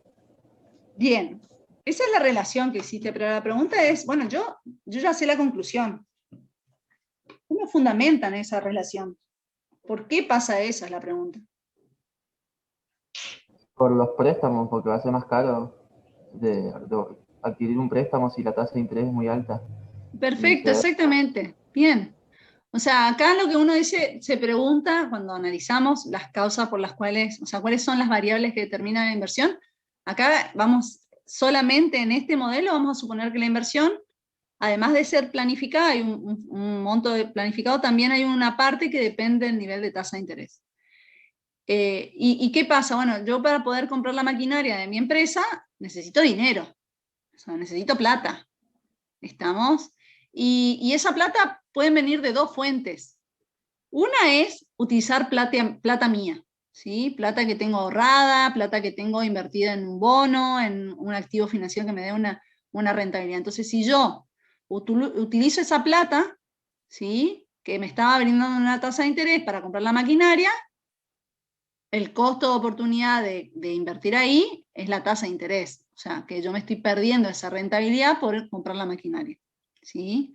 Entonces, cuanto más alto sea la rentabilidad de ese activo financiero, menos ganas voy a tener de comprar la maquinaria, menos inversión va a haber, ¿sí? Mientras que cuanto más bajo sea la rentabilidad de ese bono, lo que yo voy a hacer es decir, vendo el bono y compro la maquinaria porque es más rentable, ¿sí? Empezamos a hacer un análisis de proyecto de inversión. O sea, la inversión me da una rentabilidad y la tengo que comparar con el mejor activo que estoy desechando, ¿sí? Y que ese activo que estoy desechando me da una rentabilidad. Esa es una fuente. Usar recursos propios. Y la otra es, como dijo el compañero, pedir un préstamo al banco, ¿sí? Cuanto más alto es el costo de pedir un crédito, o sea, cuanto más alta es la tasa de interés, ¿qué hacen las empresas? No piden el crédito y no compran la maquinaria, ¿sí? Cuanto más bajo es la tasa de interés, piden un préstamo, compran la maquinaria, ¿sí? Entonces ahí estaría el fundamento por el cual la inversión tiene una relación inversa con la tasa de interés. ¿Entienden? Sí, profesor. Sí, profe. Perfecto. ¿Y qué es lo que vamos a hacer? ¿Sí? Primero entender esto, que ya lo analizamos, y lo segundo que vamos a hacer, bueno, yo ahora lo que digo es, bueno, ahora en el mercado de bienes la tasa de interés sí influye. Y dependiendo de la tasa de interés, vamos a tener un determinado nivel de inversión, y dependiendo del nivel de inversión, voy a tener un determinado nivel de demanda agregada, y por lo tanto voy a tener un determinado ingreso de equilibrio. Y entonces vamos a ir buscando cuáles son las distintas combinaciones de ingreso de equilibrio y tasa de interés que mantienen equilibrado el mercado de bienes, ¿sí? Estos son los dos pasos para poder deducir lo que se llama la IS. Vamos al paso 1, vamos a formalizar esto que dijimos oralmente, ¿sí? Un poco más de lo que yo dije, hasta hace unos minutos habíamos dicho, veníamos trabajando con la inversión era exógena, ¿sí? Que no había otra variable, ¿sí? Que influyese en ella, ¿sí? Y ahora lo que digo es, no, vamos a levantar ese supuesto, y sí voy a considerar que la tasa de interés es una variable importante al momento de decidir si invierto o no en un determinado proyecto de inversión, ¿sí? Bien. Entonces vamos a tener una determinada función que me va a mostrar esta relación inversa que acabamos de analizar con ustedes, ¿sí? Y la ecuación que utilizamos es esta que está acá, ¿sí? La inversión es igual a la inversión exógena, hay un nivel planificado, menos B por la tasa de interés, ¿sí?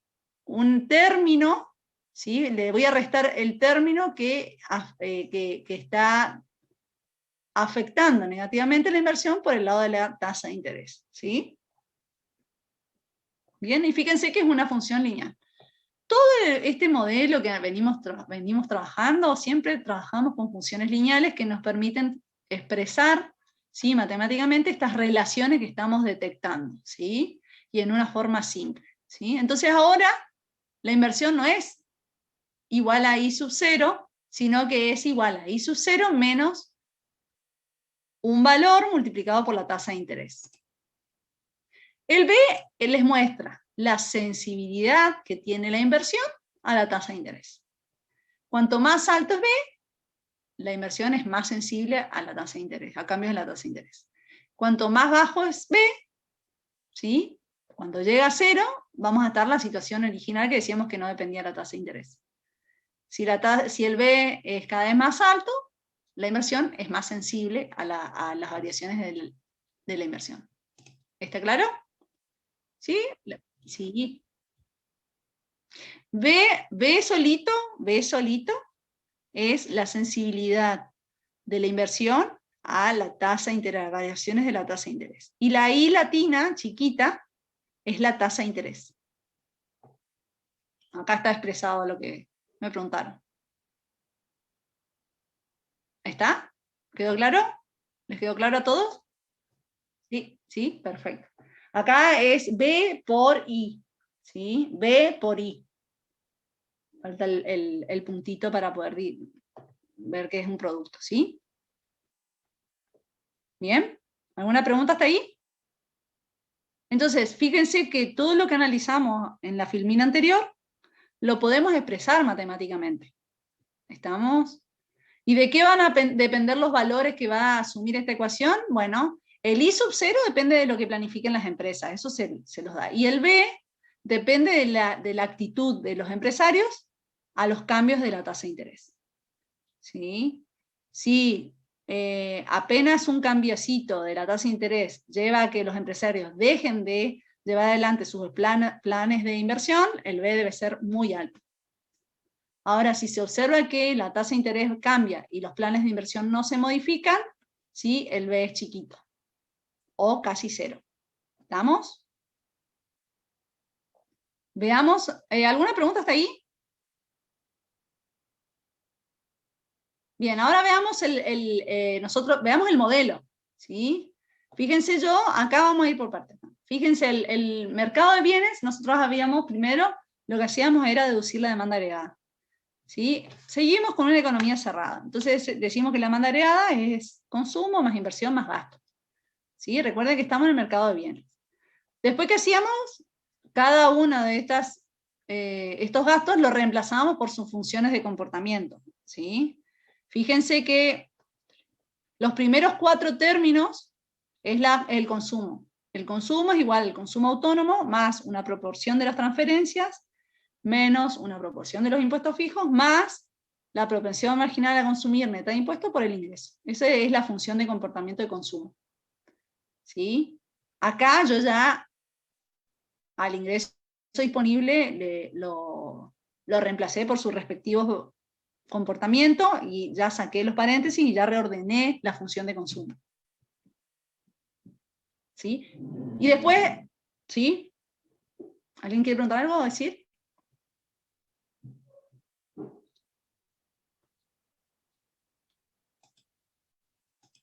¿Alguna pregunta? ¿Estamos todavía acá?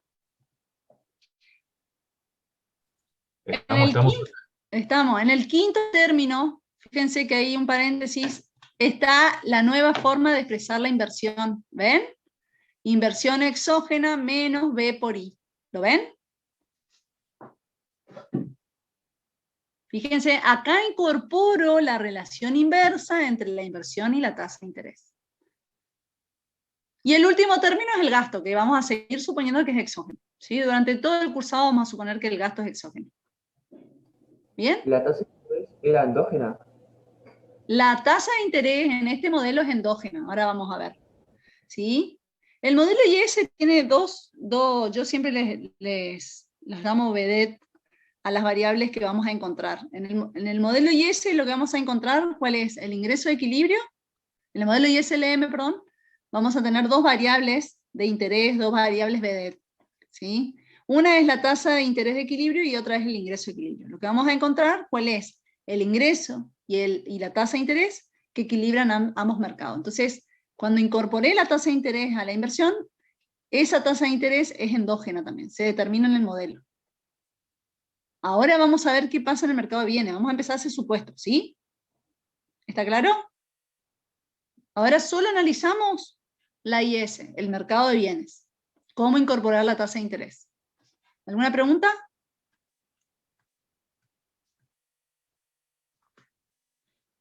Bien, ¿y después qué hacíamos? Uníamos los factores fijos, ¿se acuerdan? Los componentes autónomos. Acá están los componentes autónomos, todos los componentes autónomos, lo cual vamos a llamar A, ¿sí? Y lo que vamos a hacer es expresar la nueva demanda agregada que incorpora la tasa de interés. La demanda agregada es la suma de los componentes autónomos, A, más la propensión marginal a consumir neta de impuestos por el ingreso a la economía, menos B por I. ¿Sí? Ese B por I lo ponemos aparte para poder ir comprendiendo cómo incorporar el interés al mercado de bienes. Entonces, ¿qué podemos deducir de esta ecuación, la última ecuación que estamos viendo en pantalla? Que si aumenta la tasa de interés, ¿qué pasa con la demanda agregada?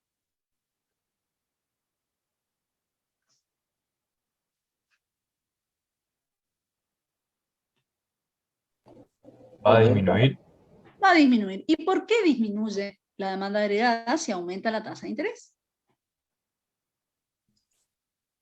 ¿Y por qué no van a estar tan dispuestos a adquirir por la alta tasa de interés? ¿Quién no va a estar dispuesto a adquirir qué?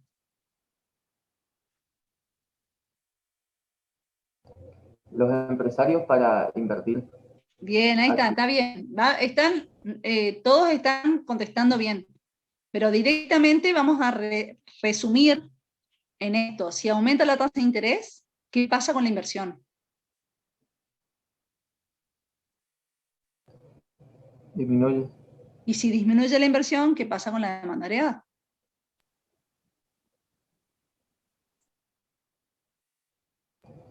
Disminuye. Disminuye, exactamente. Bien, entonces para poder entender qué pasa con la demanda agregada cuando aumenta la tasa de interés, primero tengo que comprender que la inversión disminuye cuando aumenta la tasa de interés. Y si la inversión disminuye, vamos a tener una menor demanda agregada. ¿Sí? Espérenme un segundo.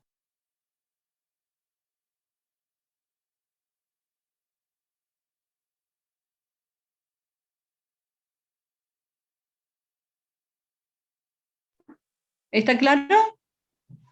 Sigamos viendo más, a ver un poquito más. Vamos para atrás. Ahí está. ¿Sí? Una vez que yo detecté, o sea, pude deducir la demanda agregada, incorporando la tasa de interés, lo que voy a hacer es calcular el ingreso a equilibrio. Estamos en el mercado de bienes, seguimos con el mercado de bienes, ¿estamos? Y como ustedes saben, ¿cuál va a ser el ingreso a equilibrio? Aquel ingreso que iguala la producción a la demanda agregada. Exactamente lo mismo que veníamos viendo, nada más que la inversión ya no es exógena, sino que depende de la tasa de interés. Entonces, cuando ustedes reemplazan demanda agregada, les va a quedar producción es igual a los componentes autónomos, más una propensión marginal a consumir neta de impuestos por el ingreso, menos B, la sensibilidad de la inversión a la tasa de interés, por la tasa de interés. ¿Sí?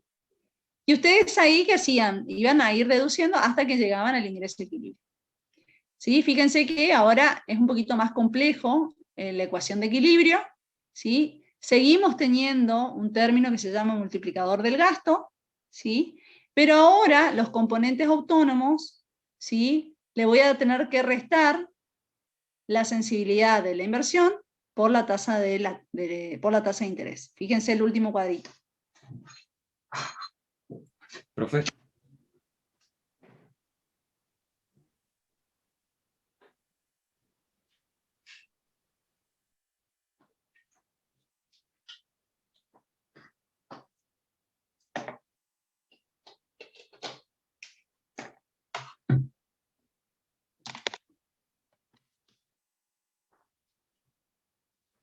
Bien, acá hay mucha ecuación, yo sé que se deben estar agarrando la cabeza, pero acá lo importante, chicos, es que no hemos hecho nada muy distinto a lo que hemos hecho cuando trabajamos con mercado de bienes.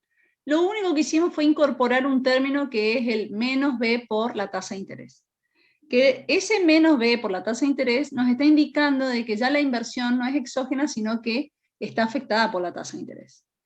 Y si la inversión está afectada por la tasa de interés, la demanda heredada va a estar afectada por la tasa de interés, que queda demostrado también acá. Y si la demanda heredada está afectada por la tasa de interés, el ingreso a equilibrio también está afectado por la tasa de interés, que es lo que muestra la última ecuación que está acá. ¿Sí? Sí. ¿Podría repetir, por favor, qué significaba C, la C minúscula? La C minúscula es propensión marginal a consumir. Y si es C por 1 menos T, es propensión marginal a consumir neta de impuestos.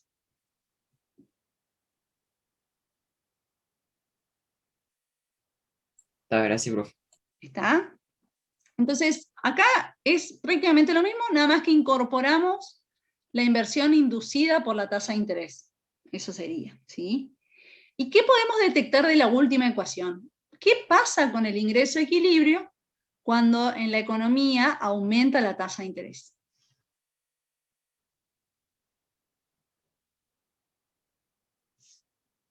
Repito, ¿qué pasa con el ingreso a equilibrio cuando aumenta la tasa de interés?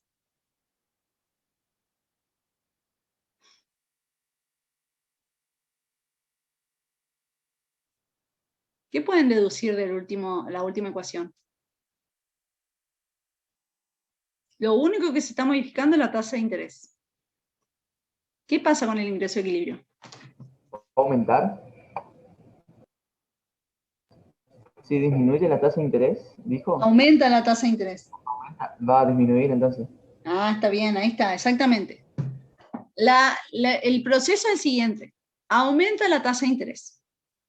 Si aumenta la tasa de interés, las empresas van a invertir menos, porque es caro invertir, ¿sí? Entonces disminuye la inversión de la economía. Si disminuye la inversión de la economía, disminuye la demanda agregada. Y si disminuye la demanda agregada, el ingreso de equilibrio disminuye. ¿Sí? Expresado matemáticamente, ¿sí? Vamos a tener la última ecuación que nos está mostrando justamente eso que acabamos de decir en forma oral y deducirlo en forma oral. ¿Sí? Esto es estar expresado matemáticamente. ¿Bien? Y acá tenemos, fíjense cómo, lo que vemos, perdón, acá la última ecuación que está acá, que es el ingreso a equilibrio, también lo llamamos la ecuación IS. ¿Sí? Así es la expresión de la ecuación IS. ¿Y qué les muestra la ecuación IS? Les muestra todos los pares ordenados, ingreso y tasa de interés, que equilibran el mercado de bienes. ¿Sí? A medida que aumenta la tasa de interés, ¿qué va a pasar con el ingreso de equilibrio? Por esa última ecuación. Les vuelvo a preguntar, si aumenta la tasa de interés, ¿qué va a pasar con el ingreso de equilibrio en el mercado de bienes? Disminuye. Disminuye, exactamente. O sea que la relación que existe entre el ingreso de equilibrio y la tasa de interés, ¿cómo es? Inverso. Inversa. ¿sí? Y eso es lo que queda expresado en la última ecuación, que es la condición de equilibrio, la ecuación de equilibrio en el mercado de bienes cuando incorporo la tasa de interés. Y acá está otra forma de deducir, que es el gráfico, ¿sí? Vamos a pararnos en el equilibrio 1, EQ1, ¿sí? Nos paramos ahí. ¿Estamos? Para ese punto de equilibrio, el ingreso a la economía es Y1. ¿Están todos ahí? Sí, profe. ¿Cuándo me ubico ahí? Me ubico cuando la tasa de interés de equilibrio, la tasa de interés de la economía, ¿cuál es?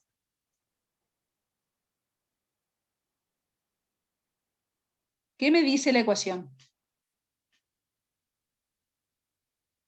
Lo que me dice la ecuación, que voy a estar en el punto de equilibrio EQ1 cuando la tasa de interés es I latina 1. ¿Lo ven en la ecuación? Fíjense, demanda agregada 1 es igual a A más la propensión marginal a consumir neta de impuestos por el ingreso menos B por I latina 1. ¿Lo ven? Sí, Bien, para que yo me ubique en ese punto de equilibrio, la tasa de interés tiene que ser I latina 1. Ese es mi punto de partida. ¿Está? Entonces, ¿qué yo puedo deducir del primer punto de equilibrio? Que el mercado de bienes va a estar en equilibrio para el ingreso Y1 cuando la tasa de interés es I latina 1. ¿Sí? Eso es lo que me dice el primer punto. Y ese punto lo puedo graficar en un eje cartesiano que esté por debajo, como está, ahí en el como está expresado en el slide, por debajo del equilibrio de mercado de bienes. Fíjense que el gráfico que está por debajo del mercado de bienes es un eje positivo, donde tengo en el eje de las ordenadas la tasa de interés, y en el eje de las abscisas tengo el ingreso de la economía y la producción. El primer punto que yo voy a marcar es I latina 1 en el eje de las ordenadas e Y1 en el eje de las abscisas. Ese es mi primer punto. ¿Y qué me indican esos dos valores? Me indican el equilibrio 1 en el mercado de bienes. ¿Y qué significa eso? Que para esa combinación de ingreso y tasa de interés, el mercado de bienes está en equilibrio. Y ese es mi punto de partida para ir comprendiendo cómo afecta la tasa de interés en el mercado de bienes. Una vez que pude deducir cuál es el punto de equilibrio cuando la tasa de interés es I latina 1, me pregunto, ¿y qué pasa si la tasa de interés baja a I latina 2? Me pregunto, me empiezo a preguntar para poder ir deduciendo qué pasa en el mercado. Entonces digo, bueno, a ver, la tasa de interés bajó a I latina 2. Bajó a I latina 2. Entonces me pregunté, y bueno, ¿y qué pasa en el mercado de bienes? Y bueno, si la tasa de interés baja, ¿qué pasa con la inversión? Aumenta. Bien, ¿y qué pasa con la demanda agregada si la inversión aumenta porque bajó la tasa de interés? Aumenta también. Aumenta. ¿Y qué ven en el gráfico? Que la curva se desplazó hacia arriba. Perfecto. La curva se desplazó hacia arriba. ¿Por qué en el mercado de bienes, fíjense, por qué se desplaza hacia arriba? Porque yo, para poder graficar la demanda agregada, yo hago supuestos fuertes, solamente estoy analizando cuál es el comportamiento de la demanda agregada cuando cambia el ingreso de la economía. ¿Sí? Ahora, si cambian las otras variables, lo que vamos a tener son traslados de la demanda agregada. ¿Sí? Entonces ahí fíjense que en el mercado de bienes, ¿sí? El cambio en la tasa de interés me provocó un traslado de la demanda agregada. ¿Sí? Cayó la tasa de interés, aumentó la inversión, la demanda agregada aumentó, se trasladó hacia arriba, ¿y qué pasa con el ingreso a equilibrio?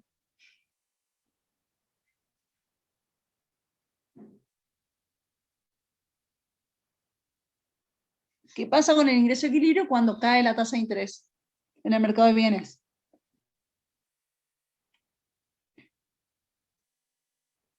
¿Qué ven ahí? Aumenta. Aumenta, exactamente, aumenta Y2. El gráfico que está arriba es el gráfico de mercado de bienes, ¿sí? ¿Qué deduzco de ese gráfico? Que el nuevo punto de equilibrio, EQ2, me dice que el mercado de bienes va a estar en equilibrio en Y2 cuando la tasa de interés es I latina 2. ¿Sí? Eso es lo que me permite deducir el mercado. Entonces, el mercado de bienes. Ahora, eso lo puedo expresar en el modelo ISLM, que es el gráfico que está abajo. Fíjense como yo abajo marqué el nuevo punto de equilibrio, EQ2, con una tasa de interés más baja y con un ingreso de equilibrio más alto. ¿Sí? Una vez que yo pude, o sea, para poder deducir la IS, que es lo que está abajo, que es el modelo ISLM, el modelo ISLM solo graficando la IS, para poder deducir eso, yo me tengo que empezar a plantear qué va a pasar en el mercado de bienes si cambia la tasa de interés. Si cambia la tasa de interés, voy a tener distintos niveles de ingreso de equilibrio. Y eso es lo que estoy graficando abajo. ¿Sí? Estoy graficando qué pasa cuando aumenta la tasa de interés con el ingreso de equilibrio y qué pasa con el ingreso de equilibrio cuando baja. Y como pudimos deducir, hay una relación inversa. Cuando aumenta la tasa de interés, el ingreso de equilibrio en el mercado de bienes cae. ¿Y qué está graficado ahí? Está graficado una recta con pendiente negativa mostrando justamente esa relación. Esa recta que está ahí se llama la curva de IS. Y nos muestra todos los pares ordenados, tasa de interés e ingreso de la economía, que equilibran el mercado de bienes. Y son todos valores posibles, ¿sí? Después vamos a ver dónde nos ubicamos, una vez que se equilibran los mercados. ¿Estamos? Entonces, la IS que vamos a trabajar es lo que está abajo, en el modelo ISLM, ¿sí? El eje cartesiano que está abajo es lo que vamos a trabajar ahora, ¿sí? Con la LM, que ya vamos a ver cómo se deduce.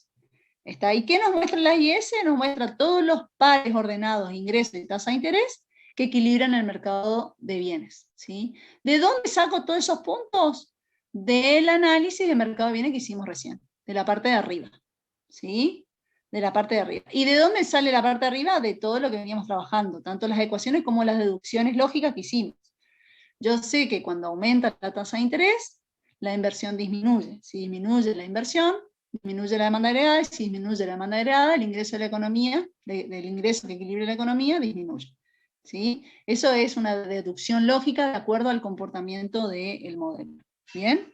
¿Está claro? ¿Alguna pregunta hasta ahí?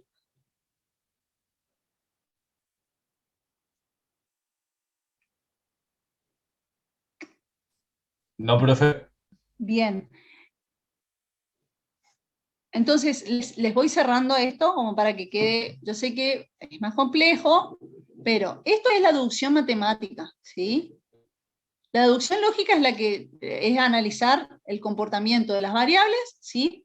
De acuerdo a el comportamiento de los gastos, en este caso, de acuerdo a las variables que incluimos en el modelo, ¿sí? ¿Está? Después de eso lo podemos graficar a ese análisis, tanto lo que expresamos matemáticamente como las deducciones lógicas que estamos haciendo, ¿sí? Y ya sea la matemática o esta deducción lógica o el gráfico, nos termina mostrando que la LM, ¿sí? Tiene esta pendiente negativa. ¿Qué diferencia hay entre el gráfico de arriba y el gráfico de abajo? Los ejes cartesianos. Fíjense que cambian las variables que incluimos, ¿sí? En el modelo IS, nuestras dos variables de interés es la tasa de interés y el ingreso a la economía. Por eso, en el eje de las ordenadas va a estar la tasa de interés y en el eje de las abscisas va a estar el ingreso a la economía, ¿sí? En el mercado de bienes, las variables de interés es el ingreso de la economía, pero estamos bajo el supuesto de que la demanda va determinando, va guiando la producción de la economía. Por eso, en el eje de las ordenadas va la demanda agregada y en el eje de las abscisas va el ingreso, ¿sí? Nosotros lo que hacemos es trabajar con el eje de abajo, ¿sí? Pero primero tenemos que deducir ese eje, por eso hicimos toda esta introducción y este análisis lógico y matemático y gráfico, ¿sí? Entonces, la IS, acuérdense que tiene pendiente negativa, nos muestra que esa pendiente negativa tiene que ver con que cuando aumenta la tasa de interés, disminuye la inversión, al disminuir la inversión, disminuye la demanda real, al disminuir la demanda, disminuye el ingreso que equilibra el mercado de bienes, y eso lo expresamos con este gráfico con pendiente negativa, ¿sí? Cuando se modifica la tasa de interés, nos vamos a mover a lo largo de la IS, ¿sí? Como dice el gráfico, porque justamente lo que acabamos de hacer es deducir eso, ¿sí? Ahora, ¿qué va a pasar si cambian los factores fijos distintos a la tasa de interés? Bueno, si se provocan cambios en el consumo autónomo, por ejemplo, en las transferencias, en los impuestos fijos, inclusive en la pendiente, en la propensión marginal a consumir, en las alícuotas impositivas, en el gasto público, en la inversión exógena, lo que vamos a tener es cambios de la IS, ¿sí? Que pueden ser traslado de la IS o cambio de la pendiente, dependiendo de cuál sea la variable que estemos analizando, ¿sí? Todos los puntos que marca la IS son puntos de equilibrio en el mercado de bienes, son puntos posibles de equilibrio en el mercado de bienes, ¿sí? La IS muestra puntos de equilibrio en el mercado de bienes bajo determinadas circunstancias, ¿sí? Bueno, esto es todo lo que les acabo de decir. Fíjense acá, esto es justamente lo que les decía yo con respecto a qué pasa si se modifican otras variables distintas a la tasa de interés. Bueno, en este caso se produjo un cambio en los componentes autónomos. Por ejemplo, un aumento del gasto público, por ejemplo, un aumento del consumo autónomo, por ejemplo, un aumento de la inversión exógena, por ejemplo, un aumento de las transferencias o una reducción de los impuestos fijos. Eso provoca traslados paralelos en la IS, ¿sí? ¿Estamos? Que ahí justamente está lo que les acabo de decir. Esto muestra un aumento. Si hubiese producido una disminución del consumo autónomo, disminución de la inversión, disminución del gasto público, disminución de la transferencia o aumento de los impuestos, la IS se trasladaría hacia el origen, ¿sí? Y hasta. Bueno, y acá no tengo, ahora, en el caso de que se modifique la propensión marginal a consumir o los impuestos, lo que se va a producir es un cambio en la pendiente, ¿sí? En todo caso, ahora después les voy a pedir a Seba que analice un poquito cuándo cuándo se modifica la pendiente y cómo se modifica la pendiente el martes que viene, ¿sí? ¿Está claro?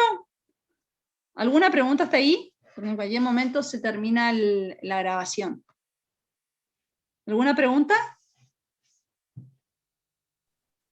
No, profe, todo entendido. Bueno, vamos a cortar hasta aquí, ¿sí? Vamos a cortar hasta aquí. Hasta acá, hasta esta filmina.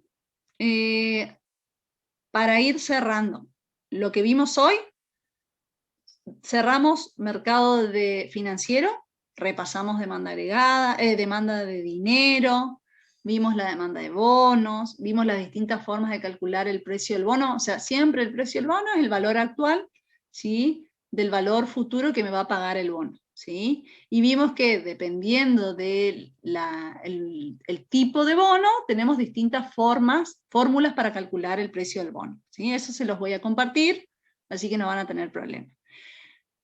Después vimos cuál es la tasa de interés que equilibra el mercado financiero, el mercado de dinero, ¿sí? Que es donde la demanda de dinero es igual corta a la oferta de dinero. Vimos qué pasaría cuando cambia el ingreso de la economía en el mercado de dinero, qué pasa con la tasa de interés que equilibra el mercado de dinero. Vimos también qué pasa con la tasa de interés que equilibra el mercado de dinero cuando hay políticas monetarias, ¿sí? Y también vimos qué pasa en la trampa de la liquidez cuando se aplican políticas monetarias. ¿Estamos?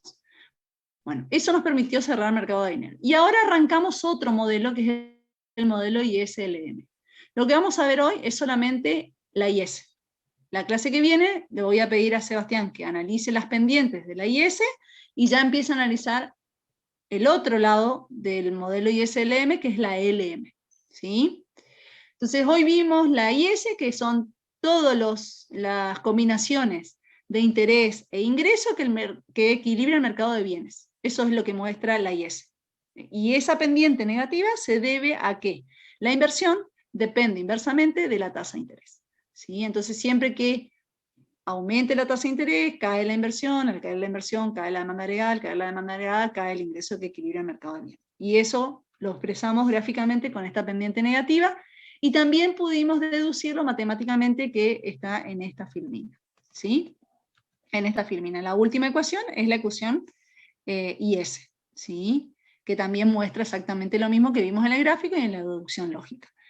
Y después que vimos, para cerrar, vimos qué pasaría si cambian los componentes autónomos de la demanda agregada y lo que se provoca es un traslado de la IS.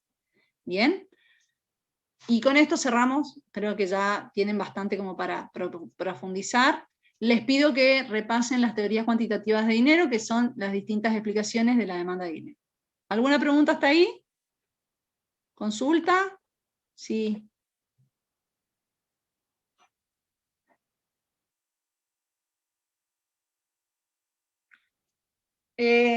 Todavía no les puedo decir, pero ya nos vamos a poner a corregir. Todavía no hemos empezado. ¿Sí? Pero no se preocupen que va a estar antes del segundo parcial. ¿Sí? Bueno. ¿Alguien quiere preguntar algo más? Bueno, si no hay ninguna pregunta, nos vemos la semana que viene. A ver, acá hay alguien que puso algo en el chat. Muchas gracias, profe, buen fin de, buenísimo. Así que bueno, nos vemos la semana que viene, y le pido a Seba que analice esto de las pendientes de la IS, como para cerrar, IS, y acá dos cuestiones importantes para estrategias, chicos. Entiendan bien mercado de bienes y entiendan bien mercado de dinero, ¿sí? Si ustedes comprenden bien cómo se comporta el mercado de bienes y el mercado de dinero, después modelo ISLM no les va a costar, y como que el modelo ISLM nos va a servir para los próximos modelos, ¿sí? Están todos, como yo les había dicho en la primera clase, está todo conectado en macro, y vamos de lo más simple a lo más complejo, ¿sí?